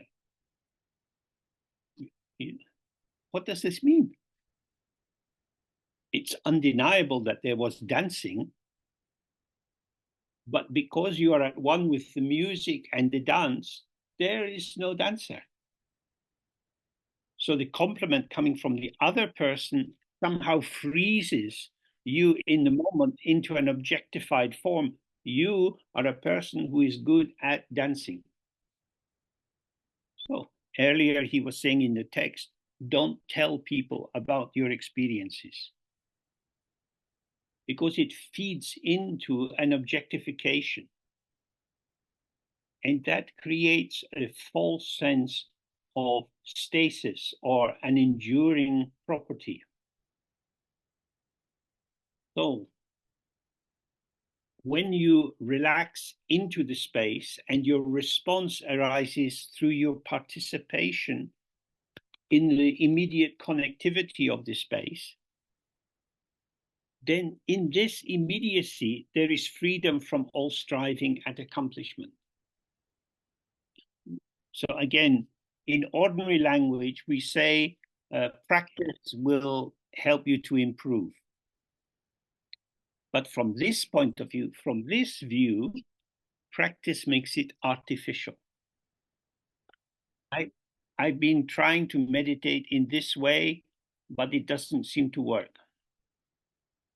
So I am going to try something different. You see, it's very sad. It comes back to me, poor lonely me, on this long journey to enlightenment. Now I'm old, I'm tired, I'm going to die. Where will I go? Amitabha, take me to Dewa, someplace nice. I don't want to be born in the Congo. I don't want Ebola. I don't want child soldiers to shoot me. Some places are good, some places are bad. There is no end to the anxious thought production of the ego self. So if you're just dancing, how will you improve your dancing? Well, you have to think about how you're dancing. Now, fortunately, while you were dancing, I filmed you with my magical mobile phone, and I'm happy to meet you tomorrow and review you and give you a performance opinion. And although you may find some of my comments a little bit critical, please don't become self-conscious. So Virupa is saying, careful, careful.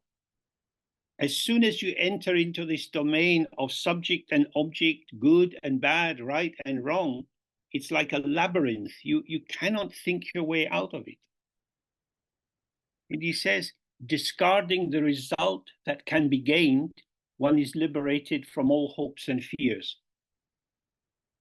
If, like they say, there are 4 activities for the yogi. There is walking and sitting, eating and sleeping. Okay, so what is the right way for a yogi to walk? You could do very slow, mindful walking. But why? If you're walking, you're just walking. If you have a sore foot, you limp. If you're tired, you shuffle along the road. If you're walking the way you walk, that's how a yogi walks.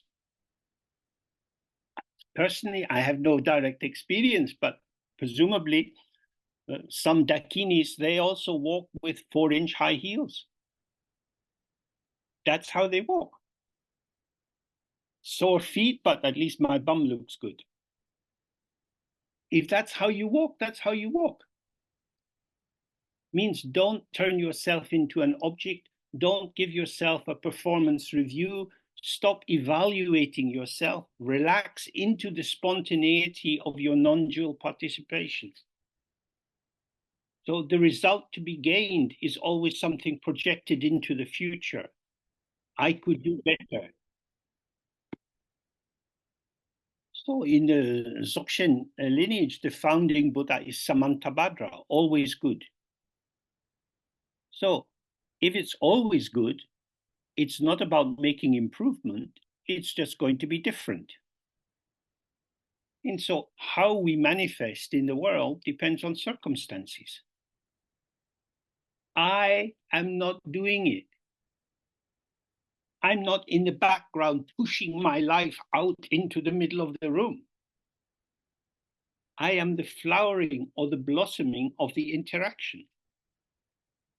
So if you go to the sea, and the waves are coming up and down, and then the wind gets a little bit stronger. And on the top of the waves, you get this frothy part, we call them horses. That is the manifestation of the interaction. That's what happens. If you are unkind to me, I will look upset. If you're friendly to me, I'll smile. Why not? But shouldn't you have a stable being in the world, unruffled, untouched by anything? No, no, no. The one thing which doesn't change is the emptiness of the mind. The movement of the mind is always changing. So the result is what manifests in the moment of participation. And it is as it is. Where are you? If you are here, what is occurring is here and now. But if you are caught in the movement of the three times, past, present, and future, you think about what you did this morning, you come to a judgment about it, and you might decide, I need to do better in the future. So while you're having these important thoughts, where are you? You are in an echo chamber of concepts. But if you are here and now in this point, which is the only point you have ever inhabited, this moment, this moment, this moment, then there are no hopes and fears. Nothing is better than this, but many things are different from this. So when you sit to do your practice, some days mind is clear, some days not so clear. So take the vertical axis. At the top is very good, at the bottom is very bad, and let it collapse. Now it's horizontal. It's just different. I'm sad, I'm happy, I'm jealous, I'm proud, I'm lazy, I'm intelligent. These are shapes, these are patterns. They are not a true definition of who I really am, because I really am not anyone. But if I don't want people to know that I'm lazy, then I will always be artificial. I will be pretending. I will have some template, some ideal image of how I should be if I want to please other people. This is why when we do the Guru Yoga of the White R, we relax into the openness, which is always already open. There is no entry ticket. You are already on the inside. You're here. 2 eyes, 2 nostrils, 2 ears, 1 tongue, and a lot of skin picking up sensations. It's like this. What would be better? So better means this is good, but not as good as it could be. But everything is an illusion. This cloud is better than that cloud. This mirage is better than that mirage. This is crazy. This is crazy. There's nothing there. It's only an empty appearance. But what will I do with my life? Shouldn't I become a better person? Better at what? You can become a better cook, you can be a better gardener, better swimmer. But could you be a better person? I want to be better at being me. Oh, how will I do that? I should sit up straight. Oh, this is a better me. Oh, I already feel much, much better. Yeah, good. Oh, more vegetables. That's what I need. Now I'm being more me because I eat more vegetables. You can improve your diet for your health purposes, but you cannot improve yourself because you don't have a self. You are not a self. The self is an illusion. So you have to look at this again and again, because we are all infected with so many cultural judgments, so many messages from childhood. We have been offered a very conditional welcome into the world. If I have to change myself in order to make myself acceptable, then the price of being acceptable is to be artificial.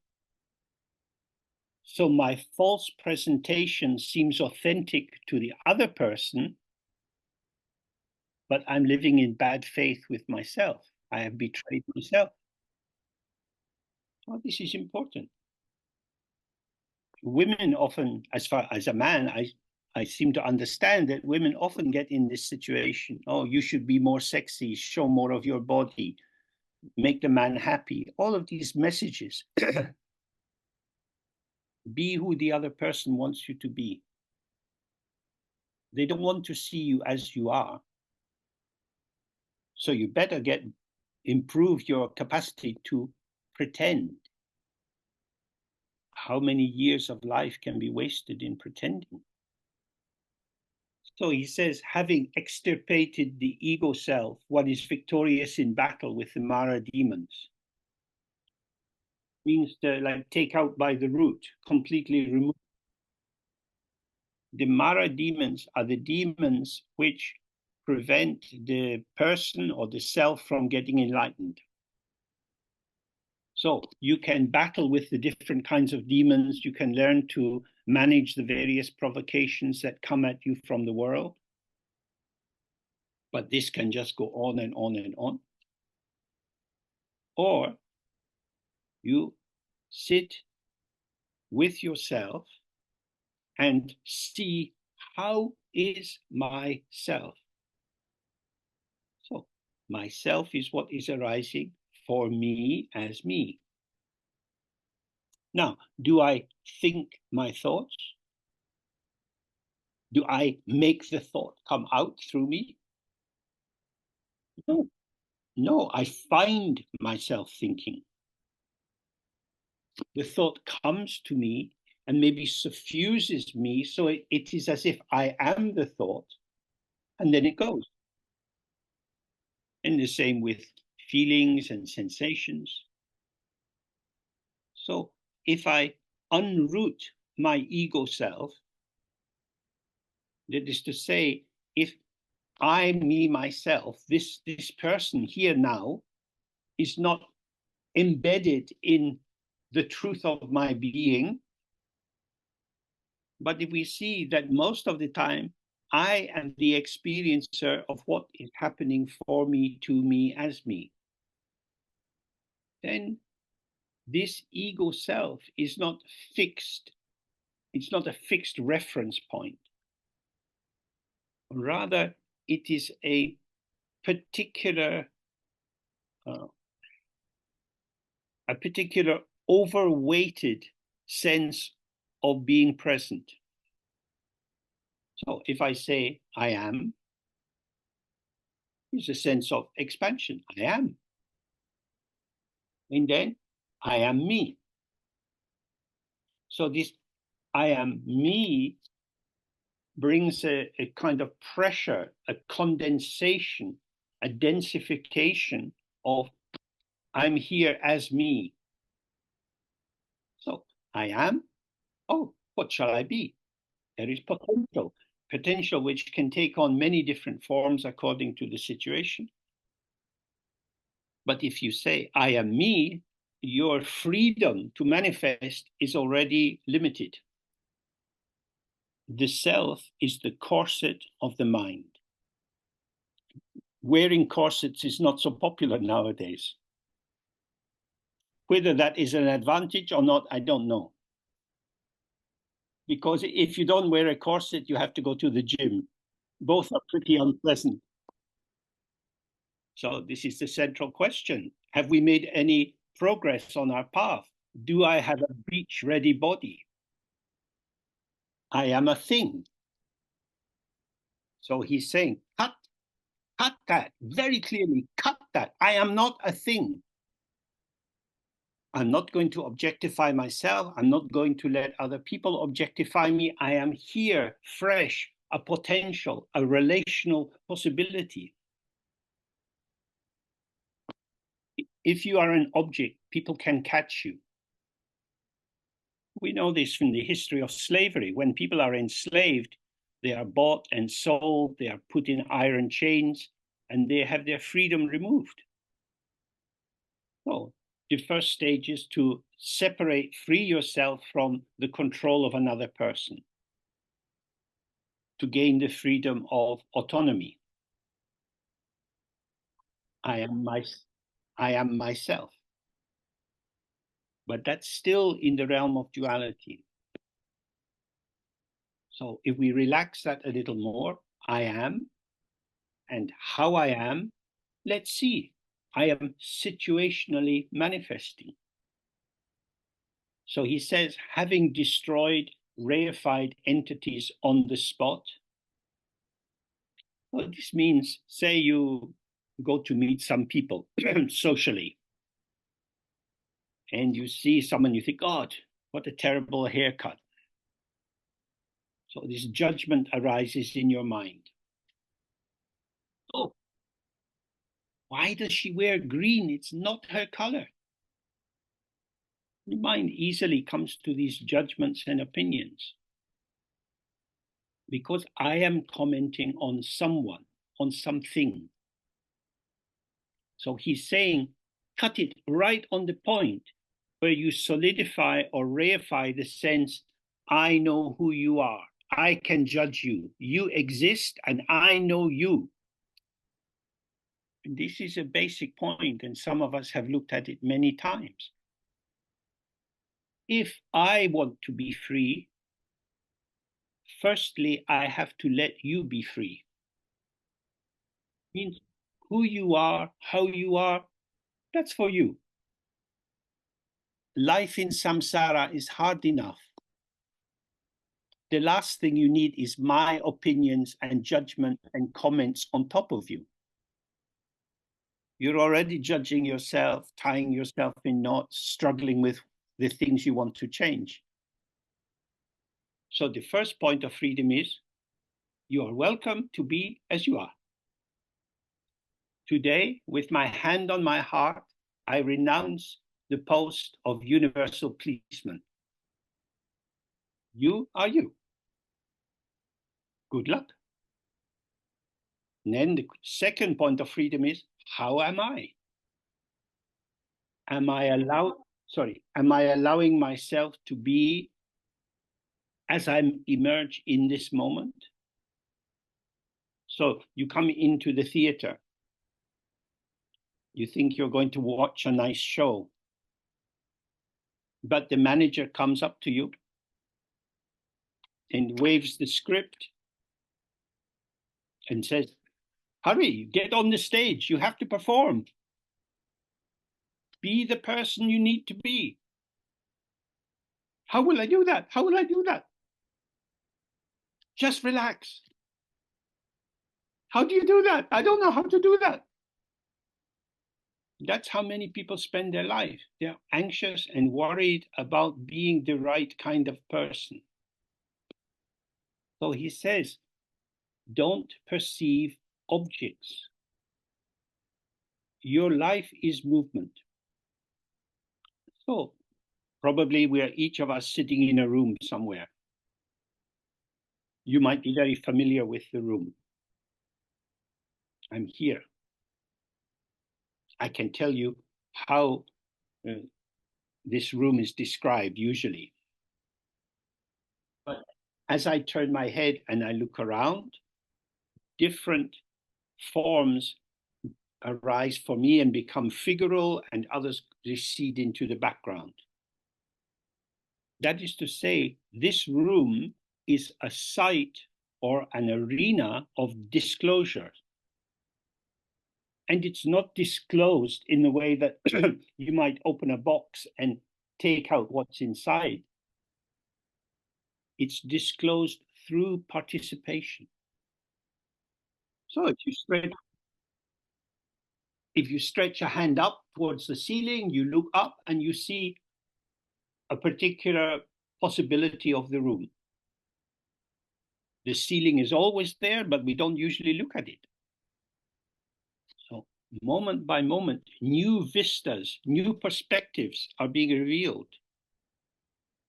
I am dynamic participation in a dynamic unfolding world. So when you see this, the reified entities are destroyed on the spot. It is my own thought processes, including feelings, memories, plans, which condense, which distill, which reify an illusory identity on top of an ever-changing, revealing world. He says, and with this, one is freed from every aspect of samsara and nirvana. So this is kind of technical language, but basically he's saying, can you be sad? Can you be jealous? Can you be greedy? Can you be angry? You can be many things, but you cannot predict precisely how you're going to be in the next 5 minutes. So I am manifesting and yet unknowable. And thus, no aspect of the situation can catch me or define me or restrict me. Because if there is no flavor of the world, which I cannot be without essentially being, without definitively being, but just being, simply being, then I'm free. Because if I'm lazy, and I know I'm lazy and I accept I'm lazy, if somebody says, oh, James, you're lazy, well, this is not news. This is not shocking. Yeah, I'm lazy and I can also eat a lot of chocolate. Means I don't catch me, I accept me. And if I can stay on the point of emergence, if I accept this is it, this is how I am, and I'm really relaxed in this, then you cannot catch me either. People catch us by grasping us with the very identity that we don't want to have. It's just this. And it's gone. And it's gone. There are no objects and nothing can be caught. And if there is nothing to be caught, then the subject is not a catcher. The subject is the presence of here I am. So he's saying, because you are non-dual with this ever-shifting field, nothing that can be said about you is final. And then he says in the second part about the result, presenting the ultimate result. He says, awareness has the purity of the ground, therefore it is known as perfect Buddha. James can't be found, yet James is always revealing. So the awareness which reveals how we are, how the world is, this has the purity of the ground. So this is quite a particular understanding here. The baby comes out of the mother's body. The umbilical cord is cut. It is an irreversible process. What was inside has become outside. What was joined has become separated. We are used to that. We think trees come out of the ground, houses are built on the ground, and so on. But when we look at the image of the mirror, the reflection is in the mirror of the mirror. You might say, oh, but the reflection is the reflection of the object which is out there. But if we really look, the reflection is the potential of the mirror. Because you could look at a piece of wall for 10 years and it wouldn't be a mirror. The mirror shows itself as other while not being other. Your mind is like this. Images and images and images. And these images You know that they are occurring because you are aware of them. They are the pulsation or the energy or the generosity of awareness. And if we remember the very beginning of the text, he says the mind is like the sky, like space. And the paradox is this: when you see the emptiness of your mind or the spaciousness of your mind, then the sun of awareness arises like the dawn, and light illumination spreads everywhere. But if you take your mind to be something, then the over separated and over solidified felt sense of what is occurring becomes something which attracts all your attention, and you don't find yourself opening to the sky like ground. The unchanging ground is emptiness. To be aware of that unchanging ground is the purity of awareness, or Rigpa. It's the brilliance of the mind itself. And this is known as the perfect or complete Buddha. It means there is nothing to be done to improve it. The mirror simply shows. The reflection doesn't define the mirror itself. The quality of the mirror is shown by the reflection. So whether the mirror is showing something horrible or something beautiful, it is the perfect mirror. If you have backache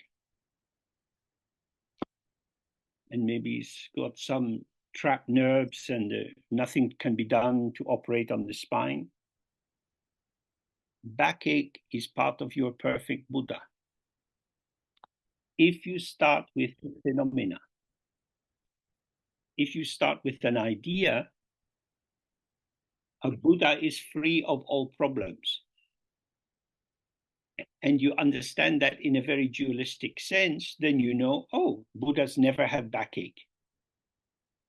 Yeah, that's a very nice definition, but what you have just done is to limit the Buddha. Who are you to say that the Buddha shouldn't have backache? We will have a campaign of freedom for Buddhas. Buddhas with dandruff. Dandruff, like little white flakes of feet. Buddhas with smelly feet.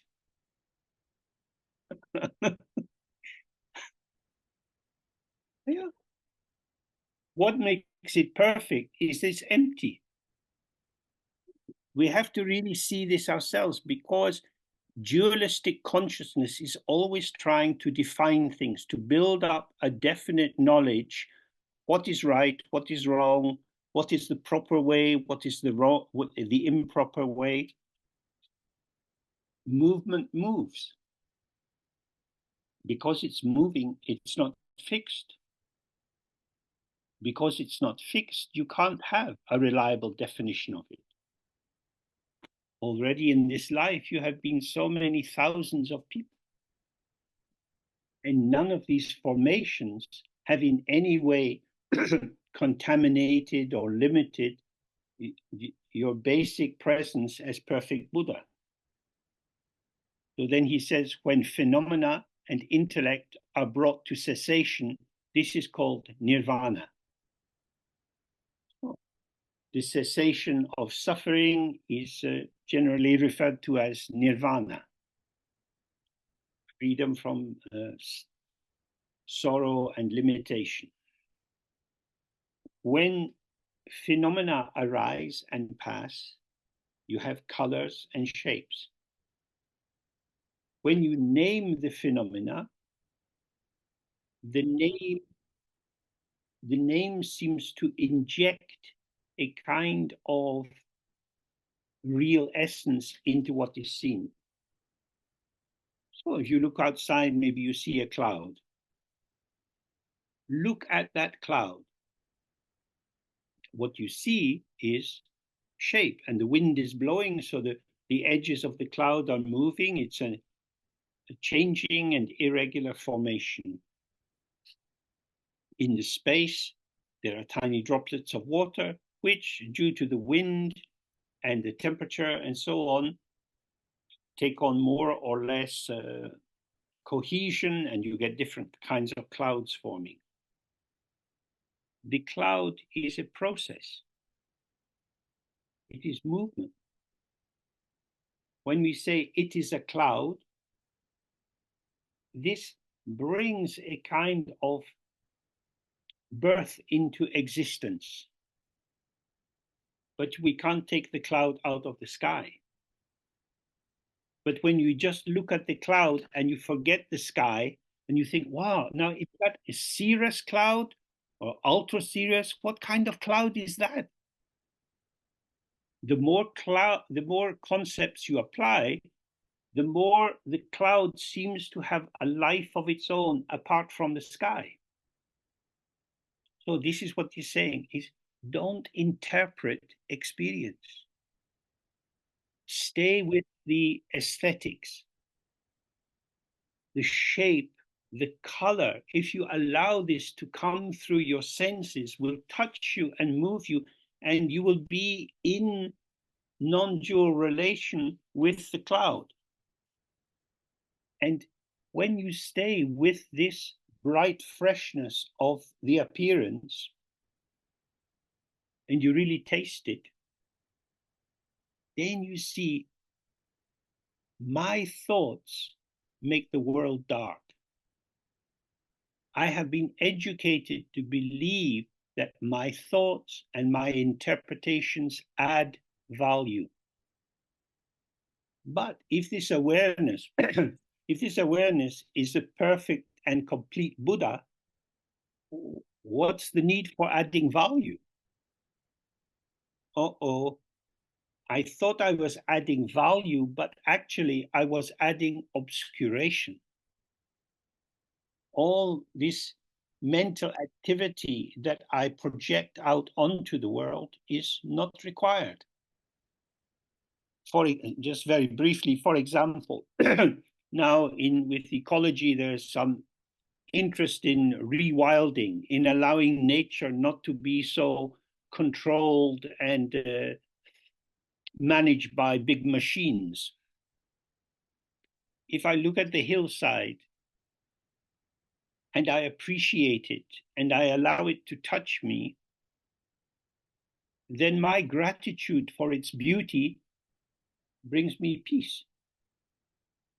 But if I see the hill as a potential, we could plant 20,000 trees. And within 30 years, we can cut them down and make a profit. That's a way of looking, but it has a very different impact. If I look at a cow and I see its big, beautiful eyes, it is one kind of feeling. Or I look at it like a butcher and I think, oh, there's 200 kilos of good meat. Meat for roasting, meat for steaks. This is a barbecue on 4 legs. That's a completely different perception. So that's what he's saying, is that if you stop projecting interpretation and control and ownership onto the world, and you focus on receiving, because our sense organs are receptive most of the time rather than projective. The more we receive, the more we experience wonder and awe. And this makes us peaceful, like looking at the sunset. So that's what he's saying. Let unnecessary mental activity relax. Don't keep cooking it up. The world doesn't need your opinions. You don't need your opinions. So then he says, uncontrived and unchanging, this is complete liberation from discarding and gaining. So we see this now with this ecological tragedy, which is everywhere. We have become so powerful at changing the environment, at acting on the surface, open cast mining, putting all kinds of toxic minerals and chemicals into the earth so that children are poisoned from their drinking water. Because we're looking for value, we're looking for profit. Whether we're talking about war and the invasion of other people's countries, or colonial invasion, or cutting down the forests, I can make the world conform to my idea. And my idea says this is good and that is bad. So I want to discard the bad and gain the good. Whether there are indigenous people living in the forest doesn't interest me. What interests me is that there is gold available and the good can be sold. I exist. I want to be happy. I don't want to be unhappy. I have a self-referential agenda.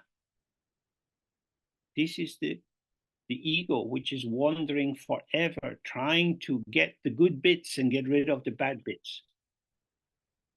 He says, uncontrived and unchanging. This is your own awareness. And in itself, it has complete liberation from all this artificial egocentric activity. Mastery is also a form of slavery. We are all burdened with so many responsibilities. You have to make your own decision about who should supply your mobile phone. We are chained up to choice. Instead of having a choice being a kind of freedom, we have so many choices we can't work out what the fuck to do. But what he's saying is, relax in the out breath. We're here. How is it here? How is this? Open, relaxed, present. What additional experience do you need? Maybe less is more. Okay, so let's take a break for 25 minutes, and then we come to the final part of the text. Good. Okay. So we're coming now to the final part. And this text is quite short. There are many, many more things that could be said about it. Because the whole world is like a Dharma text. Okay. You can read every building, every person, every dog, every car as a teaching. And this is what we have to do. Most of us are not living in Dharma centers. We don't see prayer flags and stupas everywhere. We have to stay on the Dharma path with minimal external support. So we have to support ourselves, but without striving, without pushing, without trying to make things better, as we've just been looking. So at the end now, Virupa is giving us some gentle encouragement on how to do this. He says, Emaho, which means like wonderful. This is his response to the immediacy of Mahamudra, the inseparability of the two truths. It means that the immediacy of Mahamudra means your mind itself, each moment, is the door to freedom. Or better to say, the door of freedom. Freedom is not somewhere else. We have a common duality, the holy or the sacred and the profane. But the immediacy of Mahamudra means whatever occurs in the very instant of its arising without any development or purification, this is itself the truth of Mahamudra. And this is the inseparability of the two truths. The absolute truth or the final truth is simply emptiness. And all of relative truth is the inventions or the creativity or the conceptual elaboration of the mind. This means we have appearance and emptiness. On the aspect of appearance, appearance is something appearing. It's not the appearance of something. It's not that there is something there which is showing its appearance. But in non-duality, appearance is always clearly the appearance of emptiness.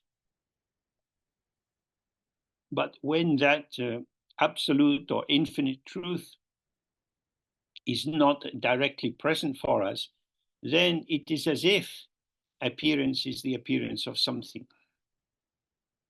So the union of the two truths is the middle way. It's the middle way between the two extremes of everything is real, strongly real, or everything is empty, just nothing at all. So Virupa says, whatever is named by the profound great sound Mahamudra, the basis for this is also named empty as a mere label. Oh, if you think Ma, Ha, Mudra, it is just sound. What does it refer to? Emptiness.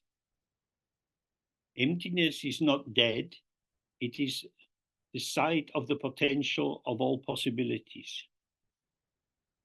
Oh, you might think that Mahamudra refers to our mind, like he said earlier, your own awareness. This is also called Mahamudra. He's saying the basis for this sound of Mahamudra is also named emptiness. It's just a label. Gods and demons, he says, names, identification. Because there is no inherent existence or internal definition or internal substantial reality to anything, it cannot be captured by sticking a label on it. The label tells you that labeling is very popular. Because there is no substance to anything,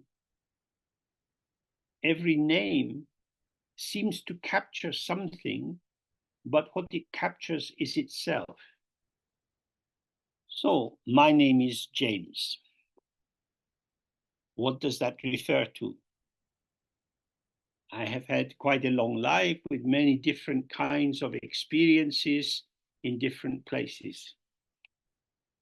I can tell you about how I was, but the past is gone. So I could tell you story after story after story, but it wouldn't bring you to any essential Jamesness. James refers to the stage or the site where something is bubbling out. And I'm able to bubble out because I'm not a fixed thing. My emptiness of fixed self, of inherent existence, is my potential. I am ungraspable. You are ungraspable. Whatever you say about yourself will never catch you. You are more than a story.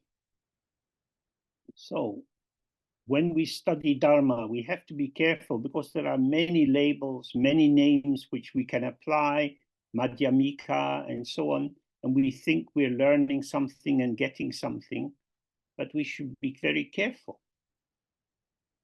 Buddhism is a shop selling 108 flavors of emptiness. Some is called Mahamudra, some Madhyamika, some Vipassana. None of these names gives you a substantial thing to hold on to. If you think of it, each of these terms is like a massage. You get very deep massage like Rolfing, or you can get very light massage with aromatherapy oils.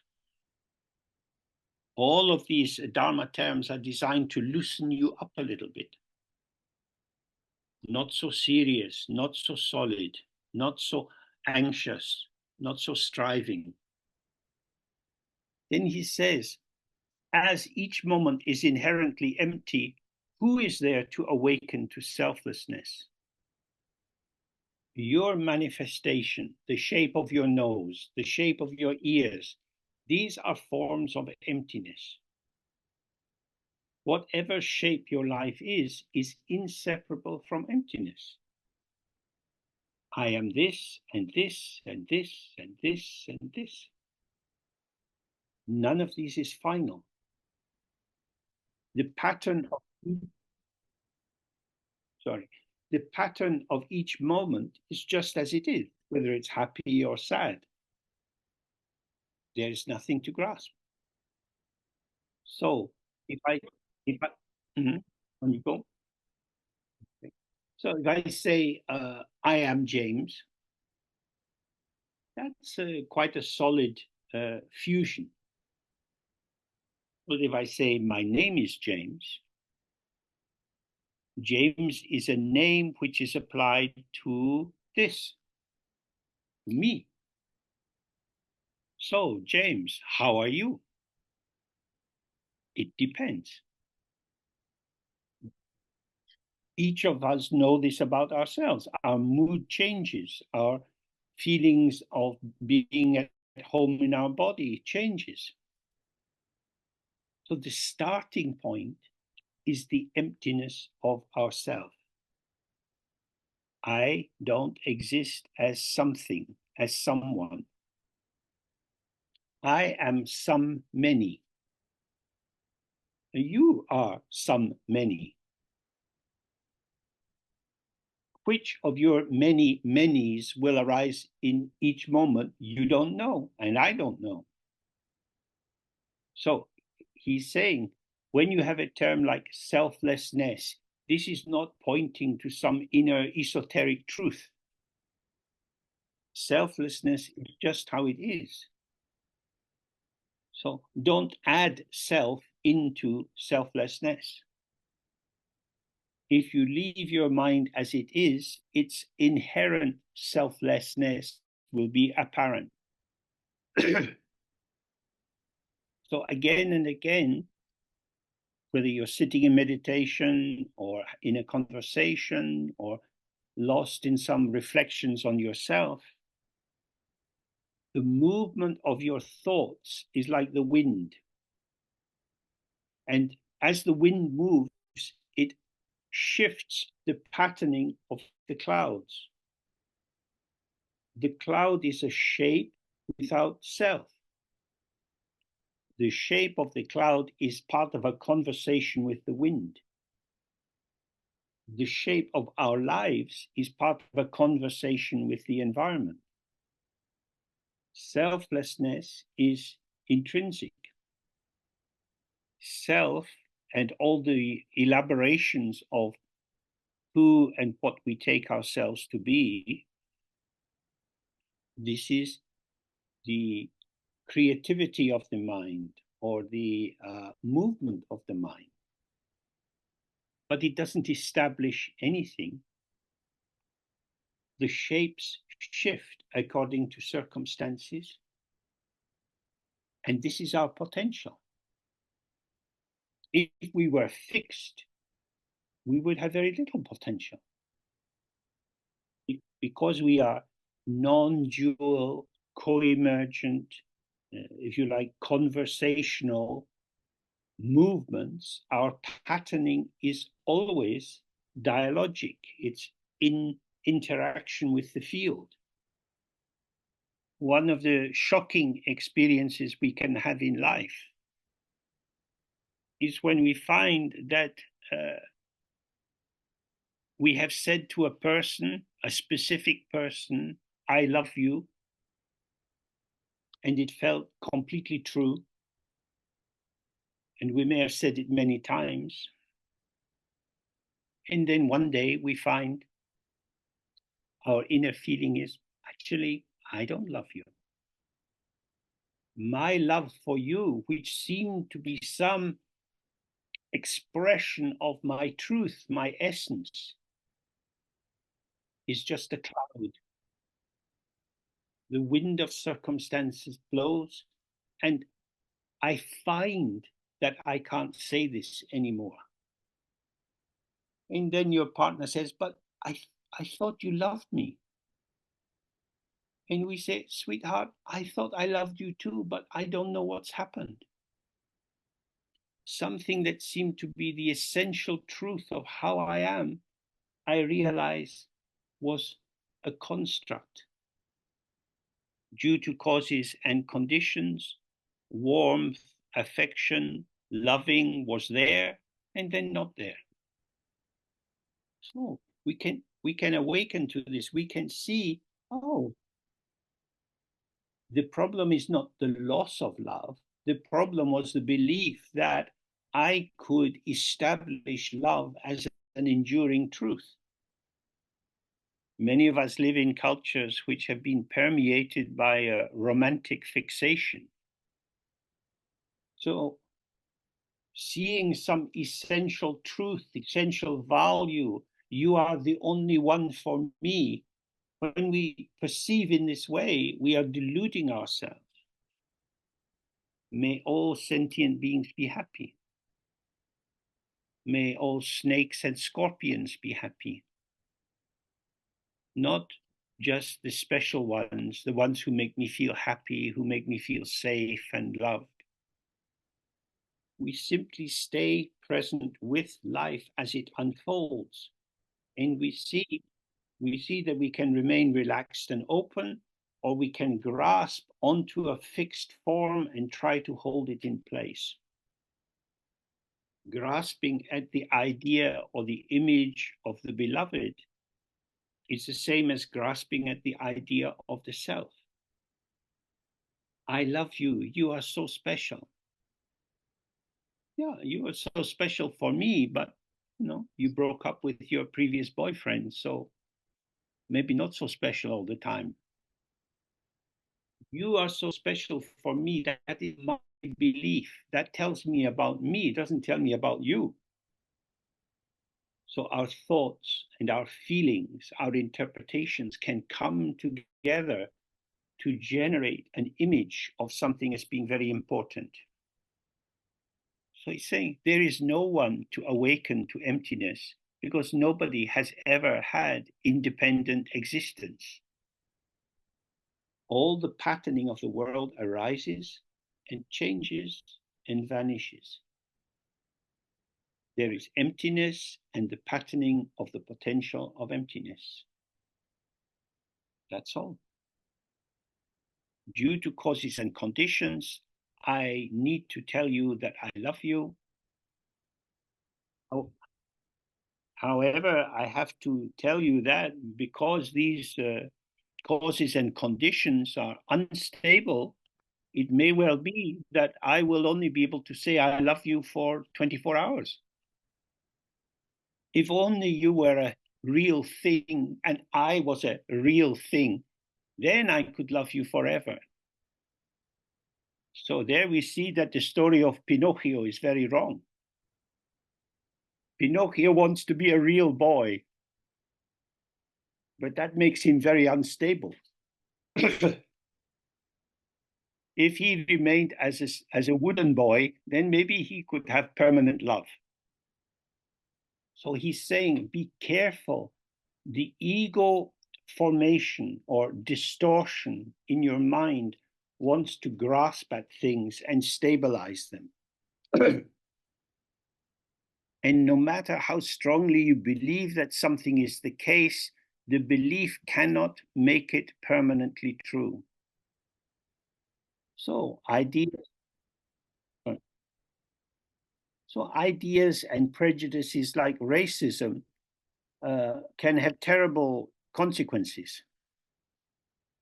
Some people are seen to be superior and others inferior on the basis of their skin color. And then within that belief system, it seems obvious that people with one skin color should have very nice houses and cars and servants, and others should live in small shacks and have not much money and be the servants of the others. This is the toxicity of belief. My belief is a mental experience, something I formulate in my mind. It's not an objective truth. So in a similar way, a word like Buddha is simply a sign. So some years ago in Afghanistan, the Taliban were blowing up these very old statues of the Buddha because for these radical Muslims, they saw this representation of the Buddha as a false proposition, an insult to the proper teachings of the Prophet. This is mental activity. Mental activity moving as it always does, but without any recognition of its own empty ground. I exist, you exist, and I can define the value of your existence. With that, you see the basis of all the wars that are in the world, all the exploitation and cruelty. I am a superior person, therefore I am entitled to more than you. What he's saying is, observe your own mind. All the thoughts and feelings and beliefs that you have are forms of emptiness. They're just like clouds, like a mirage. So he says, these attributions lack truth and are just a beginner's idea. We project meaning and value onto empty forms and take the intensity of our projection as an indicator of the reality of what we are saying and believing. Now we become more aware of this fake news or misinformation, which is pervasive on the social media.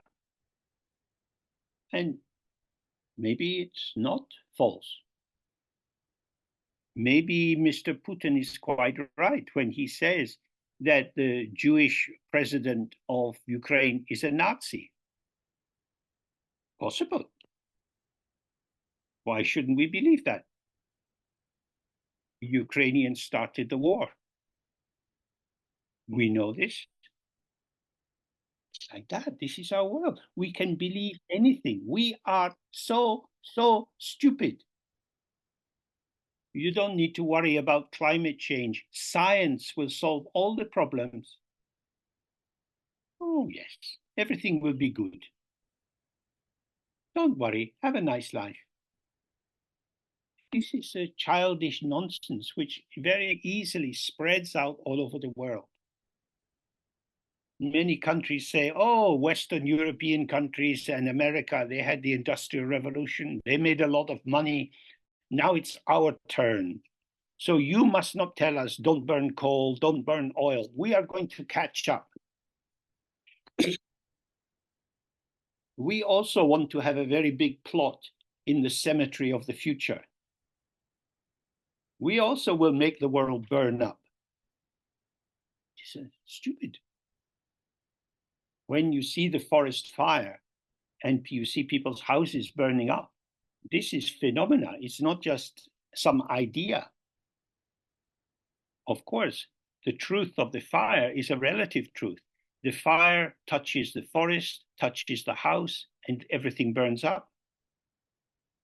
There is no inherent reality in a house or a forest or a cultural formation.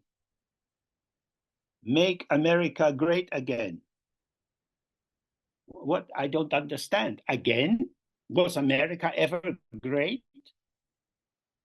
Try to kill off all the indigenous people? Bring in so many slaves? Yeah, it's a great country.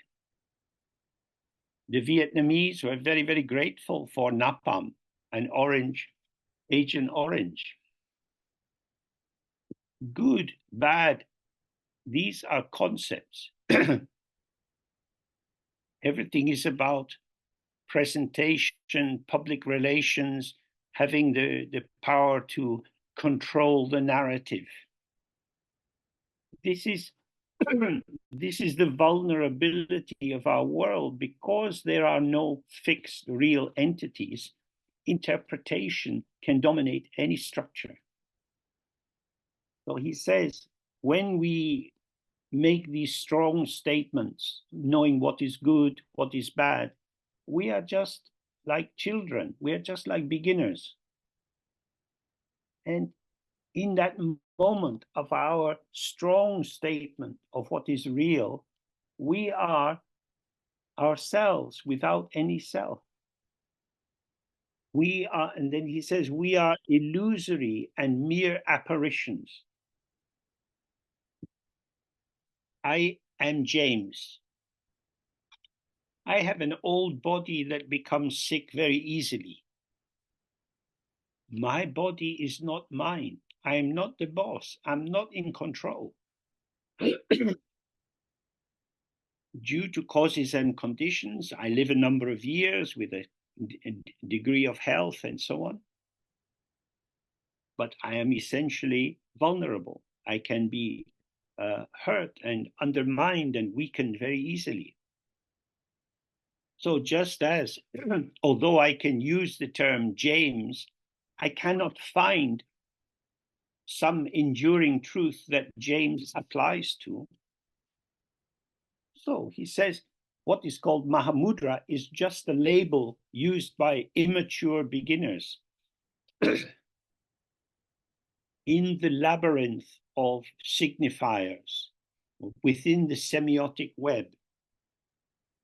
We wander around naming things, interpreting appearances, and feeling that somehow if we control the concept, we control the phenomena. Mahamudra, which is your mind, which is the mind of all the Buddhas, is not a thing. So if you go to the shop and you buy some bananas, the shop seller puts some bananas in a paper bag and you carry it home. You take the bananas out of the bag and throw them in the garbage. And you take the paper bag and you put it on the table and you get out your iron and you smooth it out so it looks very nice.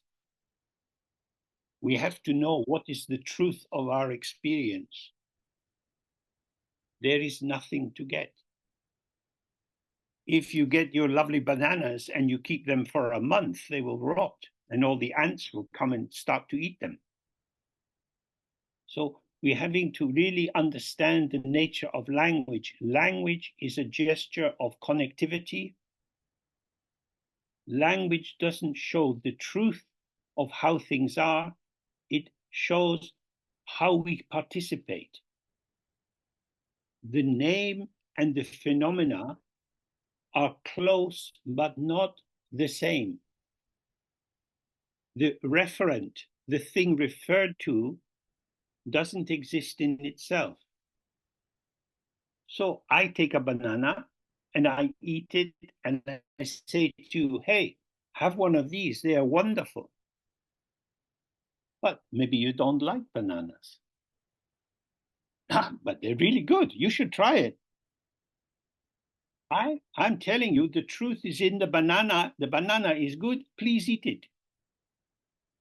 How my mouth responds to the banana and how your mouth responds to the banana is not the same.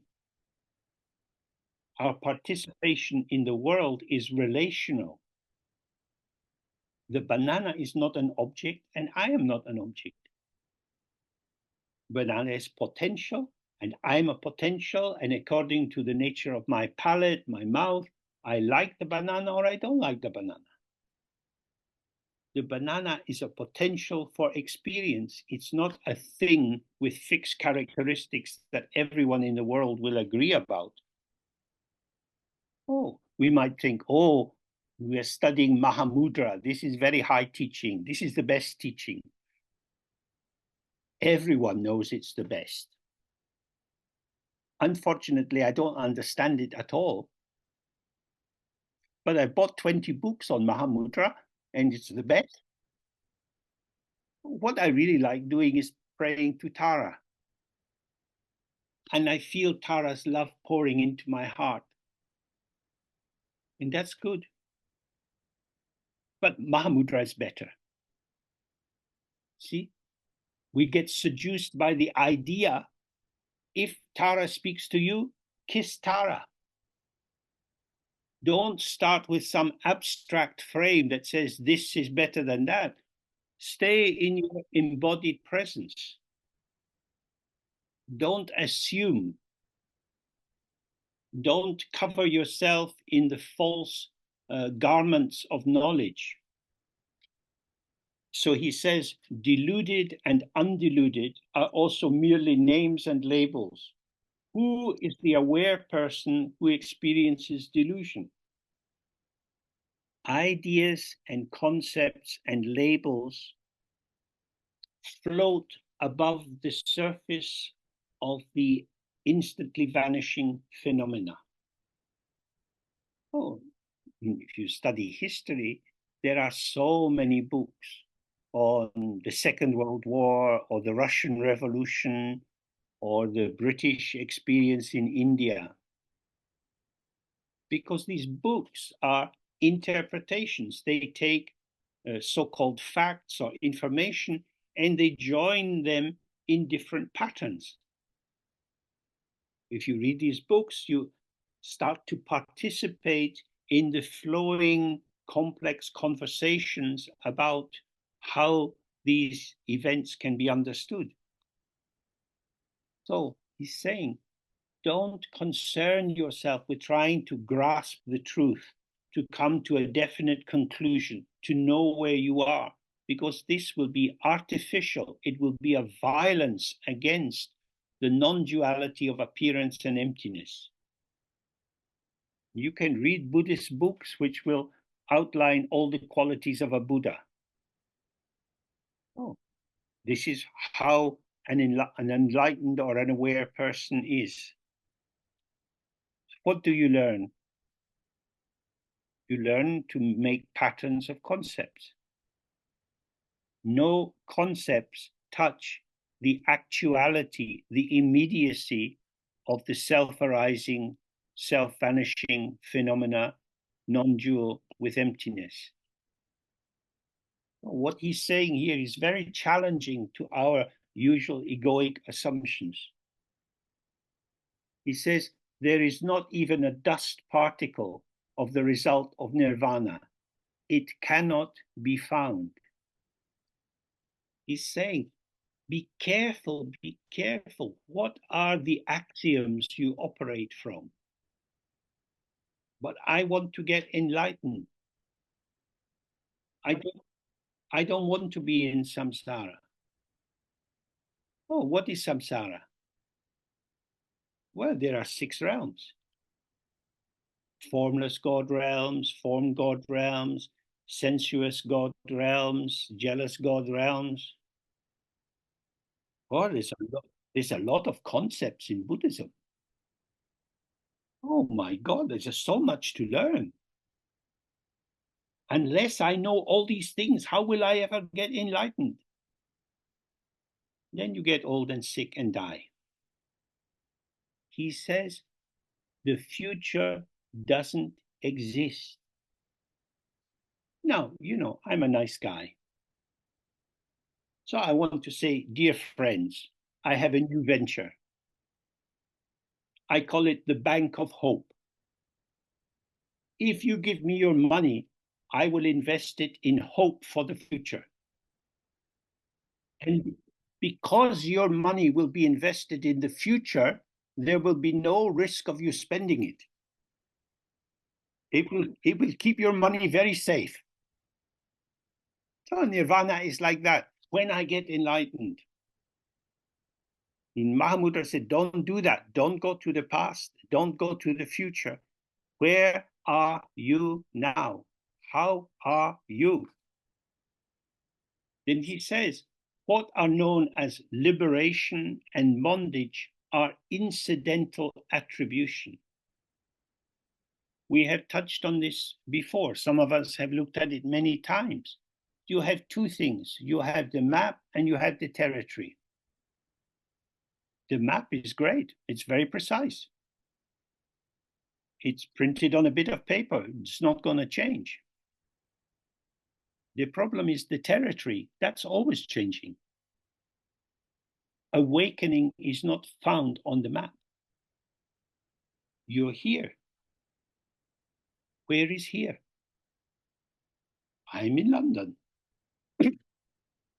London is not here. I'm in my familiar street. Where is that? If I go out my front door, is it on the right side or the left side? That is interpretation. That is the map. We relax, we breathe out, we do the Guru Yoga of the white Ah, we do all our practices and relax into openness. All thoughts, all attributions arise and pass in the space of the mind. And the attribution arises in situations, it's incidental, depends on our mood, the weather, who's there, if we're healthy or not. When you watch your mind, you see a thought comes and it goes. A feeling comes and it goes. A memory comes and it goes. Now, where it goes, we don't know. Or the thought is like a bus with no number on the front. I don't mind. I like buses. You jump on the bus, it takes you somewhere. Then another thought, then another thought, then another thought. Where has the bus taken you? Away from here. Did you actually leave here and now? No. Because as soon as the thought leaves here and now, kaput, gone. Nothing, something, nothing. This is the Buddha sandwich, and it's a good diet. As long as something is inside two slices of nothing, you're okay. But if you put nothing inside two slices of something, then it's called samsara. There is nothing to get. So why am I grasping? I want. Don't ask the ego if it wants to exist. The ego doesn't exist. It manifests, but it wants to exist. It's just Pinocchio. The ego says, I'm real, I'm real. But it's not. So that's what he's saying. The movement of your own mind generates all the illusory forms of samsara and nirvana. So he says, how can non-existence be freed or bound in peaceful, pure space? Existence is a delusion. Non-existence is a delusion. You can't say that the forms of this world truly exist because they are changing. They're open to interpretation. And you can't say it's only non-existence because we have experience. Experience is direct through the senses. Here we are. We don't experience things, we experience experience. This is the luminosity of the mind. It's just this. Your mind is open and empty. Look at your life, how many things you've done, places you've lived, food you've eaten, clothes you've worn, old shoes, new shoes, happy, sad. All of this has been this, my life, and gone. My life, gone. But because we have been trying to manage the patterns of our experience and to make it the way we want it to be, this has dulled our capacity for aesthetic appreciation. So then he says, what are called relative and ultimate? And these are two titles which you find in many, many, many texts, because it's the most common way of describing the dualistic domain and the non-dual domain. And he says, these are names persistently applied because we are inducting ourselves into a particular interpretive structure. That's what we do when we try to make meaning. But then he completes this by saying the all-inclusive space of Dharmadhatu, that is to say, the unification of awareness and emptiness, which is the arena within which everything arises and passes. And he says, this all-inclusive space is free of both the two truths, the relative and the absolute, and it is free of all-inclusive space. If you want to get something special, you will be disappointed because you can't get it. You already have it. I just want to be myself.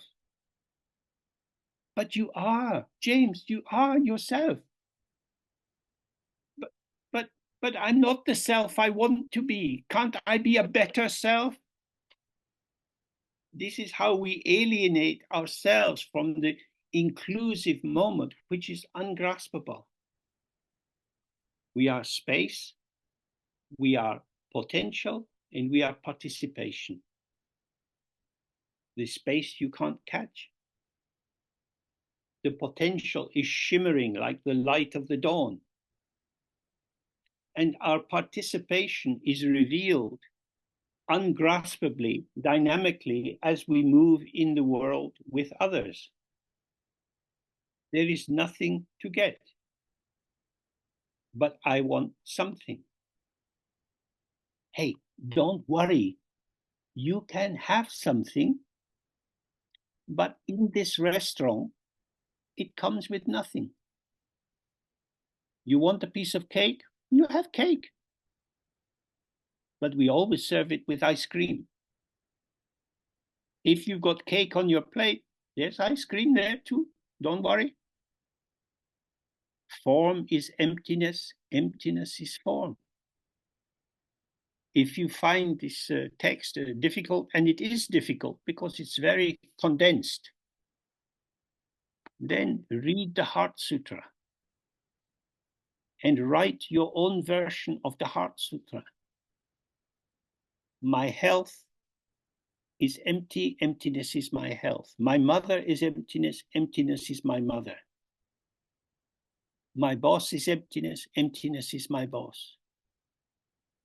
Look precisely at your own life, your sadness, your disappointment, your happiness, your joy at springtime. See that each of these manifestations is inseparable from emptiness.